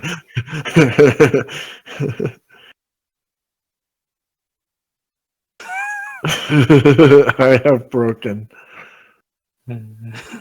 Hello? Penny? So what you're saying is that it's actually an issue with that model, not just the specific one. Yeah. Hamsters and such are just going to break that way. I can only assume that the half-inch drop there actually caused its brain to collide with the back of its skull. It took it a little bit to get back from that. I don't know. This is that more than on a regular basis. It's just what they do themselves. I think it just somehow hit its own reset button. Either that or he noticed he was on camera and he's like, "You bitch." Oh no, camera! I hope this doesn't end up on America's Funniest Home Videos. Well, good news. It's gone to hell since Bob I'm Saget back. left. I remember Bob Saget having to give the PSA on there. Yeah, if you see something going wrong, don't just stop and take a video. You see your neighbor's lizard running down towards the busy intersection. Don't take a video and laugh. Go catch the lizard. So I just rolled back. I believe so. Seems that way. Okay, so this guy will run up and be waving a hand and be like, "Oh, you made it! I am so glad that we managed to get a team that could get here quickly. Come with me." Oh, I'm John, by the way. Oh, hello, John. Nice to meet you. I'm Anna. Hi. He kind of like extends a hand ish and then kind of pulls it back and goes, "And you are what exactly?" Oh, she tries to bring herself up into a more presentable form. Okay. Well, we great. And you are then hi. He says, This is analog. I'm Felicia Evans, and this is White Weisberg. This is Kirk Jameson, and this is Benton Hernay. "Oh, it takes all kinds, doesn't it?" So who am I talking to? Follow me, he says, addressing the moose. Oh, okay. Oh, So, he addresses great. the moose after all that. See how it is. I'm a freak and you're a stutterer. Also a freak, I suppose. But, I have glorious antlers. That's obviously the I reason. have no reflection. My soul is gone. Thank you. Reflect on that a little bit. So he brings it down and says, "Well, it's great that I got hopefully capable folks. Where are you from, by the way? I know this was a bit of a rush job, but it would be nice to know who I've got." Oh, I'm from a little farm community way back home, and I was there for a few years, and then I'm we sure he moved to doesn't the want your city. life story, dear. Oh, We're from Ferris locales. We were around. He kind of like blinks a little at the moose and then just kind of looks back, takes this deep breath, like, so are you a security team? Yes, we're a security team. Yes, sir. We've been training together to do missions. Okay, good. All we're right, very then we're gonna good at count on that security. then. I'll just bypass the pleasantries. And he looks like nervously like, what did I get? Oh well, this is what I got because I had to do things in a hurry. Hopefully, I don't even know what that is. I hope it is it a person? Is it a computer? Analog? Where Who is the hell that? names it that? Benny's gonna go. That's Was for rude to stare. Oh no, I'm quite the sight, dear. It's fine. He brings you over to the elevator, and the elevator is this neat thing that kind of goes down a long tether to this floating station that was there, and brings you down toward one of these massive machines that are rolling along on the surface at a pretty at an even pace. You're probably moving at around 10 kilometers an hour, a little left. It's keeping up with the sunrise, basically. The one that you're on is part of. I had this written down someplace. Dawn March. So it travels around Mercury's dawn with the night in front of them. So they are keeping ahead of the sunrise, traveling into the night. So back behind where you were walking away from right now, as the vehicles are kind of driving off toward the nightfall. You said about 10 kilometers per hour. Yeah, So- With the scale of the vehicles and even their fucking tires, it must look like they're barely moving. yeah, it's very it seems like pretty slow. You can actually run and catch up with these if you fell off. Yeah. But if they got too far ahead, it'd be quite a run. Yeah. So yeah, the overall rotational speed of the planet is 10.89 kilometers at the equator, which you're not entirely sure where you're at currently. But it's slow. So the vehicles barely seem like they're moving. But they are, and you can hear it and feel. Well, you can't hear it, but you can feel it as it's sort of under you. This slow grind that gets a bit more intimidating as you get closer to the vehicle itself. And you are still in a sealed environment right now. And he goes, so yeah, my name is John. As you were no doubt told on the way here from the mission briefing, we have a situation where our security team of about 5 people has gone missing. This is a group that I've hired in the past from the local security on our end of the Dawn March. And they were doing fine, but over the past few weeks, they've been dodgy. They've been investigating things they weren't necessarily told to investigate. I haven't really been in on it. They just kind of find what it is that they do on any given day. And I'm fairly certain they were in communication with the other end of the planet, who we don't really have any partners with. So I'm not sure what they're talking about. But they all vanished, up and disappeared, and I have a feeling that they probably took some of our information to our competitors. So that's what I'd like to find out. If nothing else, just to find out what happened to them. But if they have taken anything of ours, we need to try to catch it quick before it gets marketed off world. When you say vanished, last known location or? The last time we saw them was about 4 days ago. Here, it says, pointing at the vehicle that they're currently arriving at. Were they setting off to do a job or? I wasn't informed. That was part of the situation. Is that a lot of the things that were I would have liked to be in on the loop on, I was sort of kept out of. So I think that they were involved with trying to talk to people who weren't part of our group. I would actually have their own teams investigate it, but frankly, I think it's kind of an inside job. I haven't really talked to their security forces since. Where were they staying? There is a security car here for their employees. It's down the march a little bit. He points off toward various vehicles. They're all kind of connected through catwalks. It's a little rickety, honestly. They're all keeping a pretty even pace, so it's not hard to keep things connected. But There's got to be the idiots and shit. yeah, the whole thing is a little on the Mad Max style. It's not clean and pretty like some of the other stuff that you've seen on the worlds and stuff. It's pretty like there are small vehicles down on the bottom that are doing other things. There are platforms that are forward and stuff like that. And people are out in spacesuits, kind of working on the top.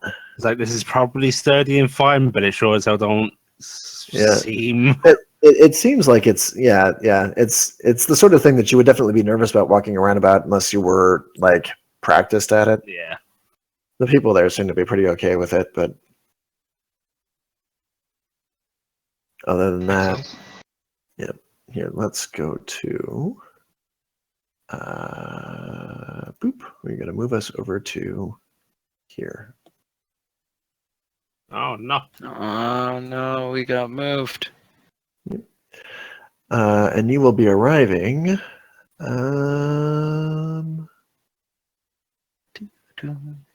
Let's put you at the top left. Way over there. You mean this fancy little area right here? Yep. Okay.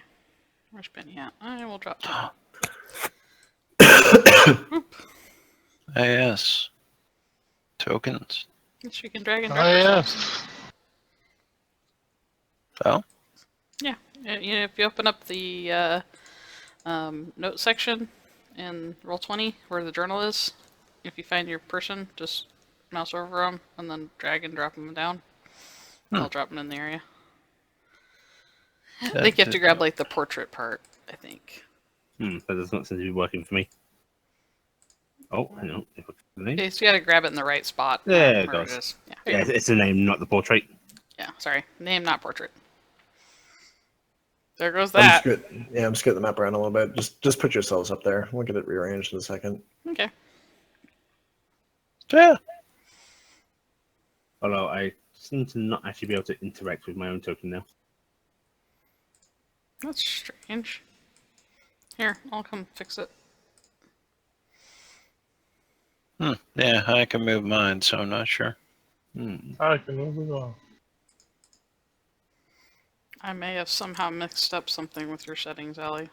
But I will find it and fix it. No, I don't want to have all these selected at once. Oh, Curse you, the token is Roll20. apparently not registered to be Tisa. That's weird. I'll fix it later. Anyway, Right. there you go. There we go.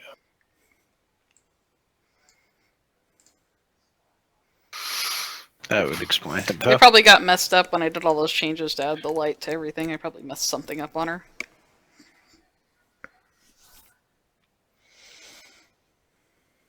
There. Hopefully that'll be a little bit more accurate.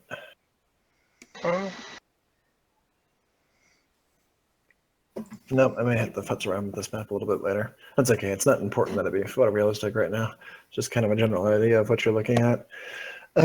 So he's going to bring you inside, and the doors will seal behind you and stuff, and he'll look a little more relaxed once he's in there. Not so much that the situation has gotten better, just that he kind of shakes off a little bit, and he holds up a finger and says, "So in general, folks, if you're going to go outside on Mercury, you wear a suit. I hate using that damn catwalk. One break and you're all dead. We usually only use that for the hangar for exterior ships like the one you came in on. If you're going to go outside of one building, suit up." Suit up. Yeah, he kind of looks back like he doesn't really have a solution for your situation. Tisa, wait, waves a hand distance. We'll handle That'll it. be fine. And he will wave you to follow him and bring you over to where'd my mouse go? There it is. Tink. This general area here, which is kind of like the main office. Over here. and bring you in there and says, "Okay, so yeah, that's the situation that I mentioned. I can give you guys a few things to help you out to get started. Here's a map of the march where you're at, and it gives you a digital copy of your current location, indicating where the security car actually is if you wanted to talk to them. It also shows where the crew quarters are in this area, where it is the security officers slept while they were working here, where their offices were, and it gives you the security access key to their offices so that you can kind of get in there and see what was going on. And he says, "Listen, I know I marked there where the security car is in case you need to get to it, but I'm really worried about an inside job here. So it would be great if they didn't know we were looking for their people until we at least, had an idea of where they were. Because if they get caught onto it, they can give them a heads up. That's the whole reason I went for something exterior like you guys. So I'd stay away from So that you for don't want now." us to contact their corporation while we investigate to see if there is wrongdoing in case their court people might help them.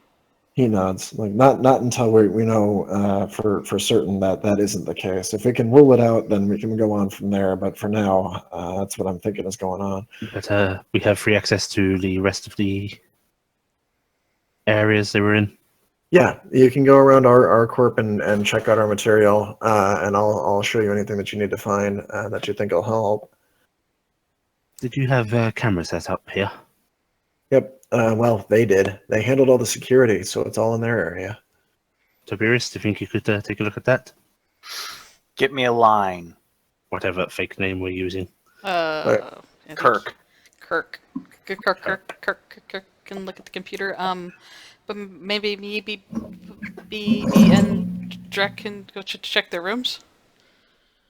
Yeah, he nods and kind of dings them, and as he shows them, the place inside here is actually really nice. It just kind of seems empty. Like it is as pretty as you're sort of seeing it on the map here. There's plants. It's got nice even walls and stuff. It really looks like they go through a lot of work to make their little slice of hell be paradise. But it feels really big for having nobody in it. The plants look like they're sort of watered automated. It's like a big game level that hasn't been populated yet. It seems too large for the Is that population. even accounting for the missing security guys? Even with them around, it would feel Yeah, small. it basically seems like they've created something pretty to show shareholders or something, or to look good in their videos, or just so that the people who are stuck here for months on end Don't go crazy. stir crazy. Yeah, but it feels like this is actually kind of nicer looking than the station you've been living in. Oh, are you able to tell us? I know this is probably you can't tell us much, but are you able to tell us anything about what you were working on and what they may have been interested in? Well, the company here deals in materials. We deal in high structural integrity, flexible and high insulation. It's what most of Mercury does, that or energy. So we've got some stuff right now that'll help out with things like window width and heat shielding and all sorts of stuff like that. Any of them would be useful. Okay. As I'm going to probably be sifting through their system, is there any chance I can gain access to just the log section of your system? Well, I can See give if you we access can't to their track computer. down if they took something. Yeah, I can give you the material supply list, what we should have, and things like that, and that's all available. You can get into their computer unless they've put a personal password on it. Well, good. Then go do it.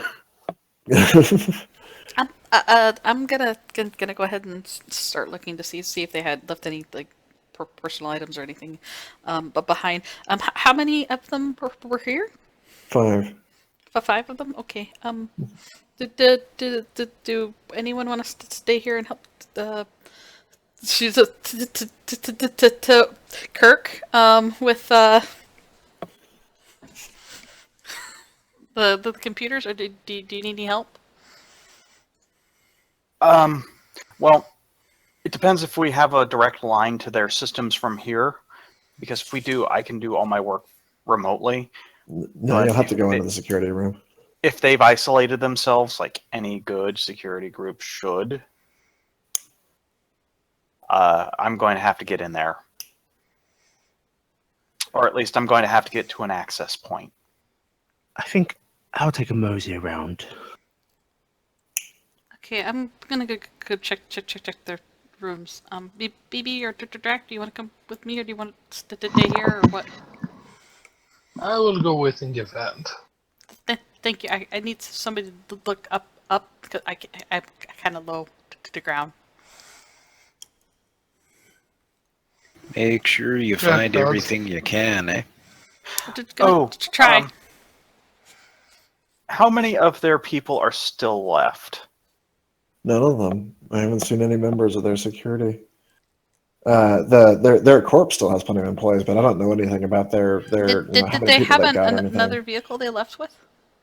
Well, we have the Crater Hopper. That was it's still up here on our landing pad. It says flipping through a few different asset locations and stuff. They'd take it out from time to time. But it's still here. But Yeah. did they leave in a vehicle? Well, I think they left them one not too long ago, but ours is back. So there's no one in their section. He shakes his head. Let's go have a look. Okay.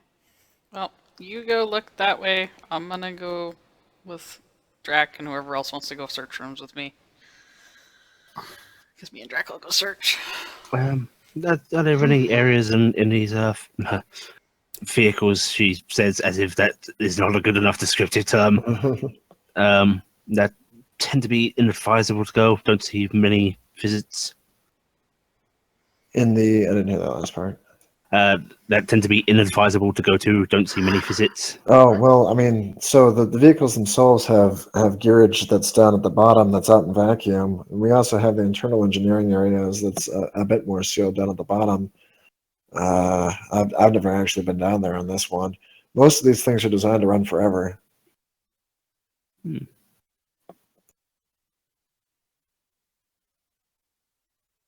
It's a bit of a problem if they break down. We're attached to all the other vehicles, and the sun's only about an hour behind us. Well, I may go around. Do we have mappage for that sort of area? Bowels. Yeah, it's on your. If you just go down into like that level of navigation, you can see what's down there. Right. Everyone stay in contact with each other, and let's see what we can drum up. Okay. At the end, so your message will arrive shortly to your peeps back on the station. What did you want to include in it? Essel's condition, she seemed to be in shock. What she stated, not Essel, Penny. What she stated, she experienced. Tisa does not seem to be putting any belief into that, nor is she denying it. Just patient stated that. Okay. But Shadow does seem to be missing. Reflection. Yes. And you will have a response come next edition. Woo! Dun, dun, dun. I guess we'll stop there. Or something Okay, here. split the party. Well, we're splitting them on one investigation thing. It's not too bad. All right. So, which part of the party gets the right side of my arms, and which one gets the left side? No, I want upper and lower. Okay, you can have. I almost think it would be better to have Upper right and lower left. Drac and BB check the rooms, and then maybe me and Tisa check the undercarriage for where they. Because we can go into the odd places. We can go into the hard to get to places that are safe and sealed, and just look for things. And It So- makes sense on a level. The problem I have with that is that, in all honesty, both Drac and BB are the type to go, Well, I didn't see anything, so clearly there can't be anything. And someone pointing out, going, "Well, did you check this?" Maybe the more thorough people should look in the smaller areas. Well, I don't know if they're actually good at Well, searching or not. Because I mean, unfortunately, if I search and I don't see anything, Penny's gonna go okay and then move on. There's only so much babysitting that can go on. We gotta split it eventually. Yeah. I mean, I don't know. Do either of you guys have ranks in search? I used to. I have to recheck to make sure. I've got 2 ranks and a boom. So that you're just as good as I am. So and really, I'm gonna Yep. look below, and then that's it. You guys at least you're gonna check the whole room when you look, and if you each check it once, and we just do a sweep where one checks and then the next checks, and if you both fail and assume that it's fine, you both assumed it's fine. Also, to be frank, Tisa is going to assume that if somebody has signed up for Merc work, they're at least going to have a degree of competence to be able to do that kind of shit. That's fair. That's true. I believe in you guys. We can do this. But we've also been training. We've also been training as a group for like the last 2 weeks to do this. So here's the real question: does this mean that when we actually implement this plan, it's going to be Tisa and Penny who fail every check horribly on Mhm. all the checks? Yes. Yep. All right. And meanwhile, we're going to Every leave last one. Toberius alone in a room with a fancy computer when suddenly the laser turret descends and starts to shoot at him. So if there's anything like Data, you can dodge a laser. Well, who can't? No. Well, up until it does the massive grid shape. This button says Brockess. I wonder what that means. Fricassee. Suddenly, the fucking vehicle grinds to a halt. Okay, so Okay, so 13 experience to everybody. Yeah. 10,000 points to Svi. He's our winner today. I'm gonna have to check on that one. Yep. And you guys get your signage bonus of 500 credits each. Woo! 500 Whoa, credits. whoa. It was 13 XP, right? Yep.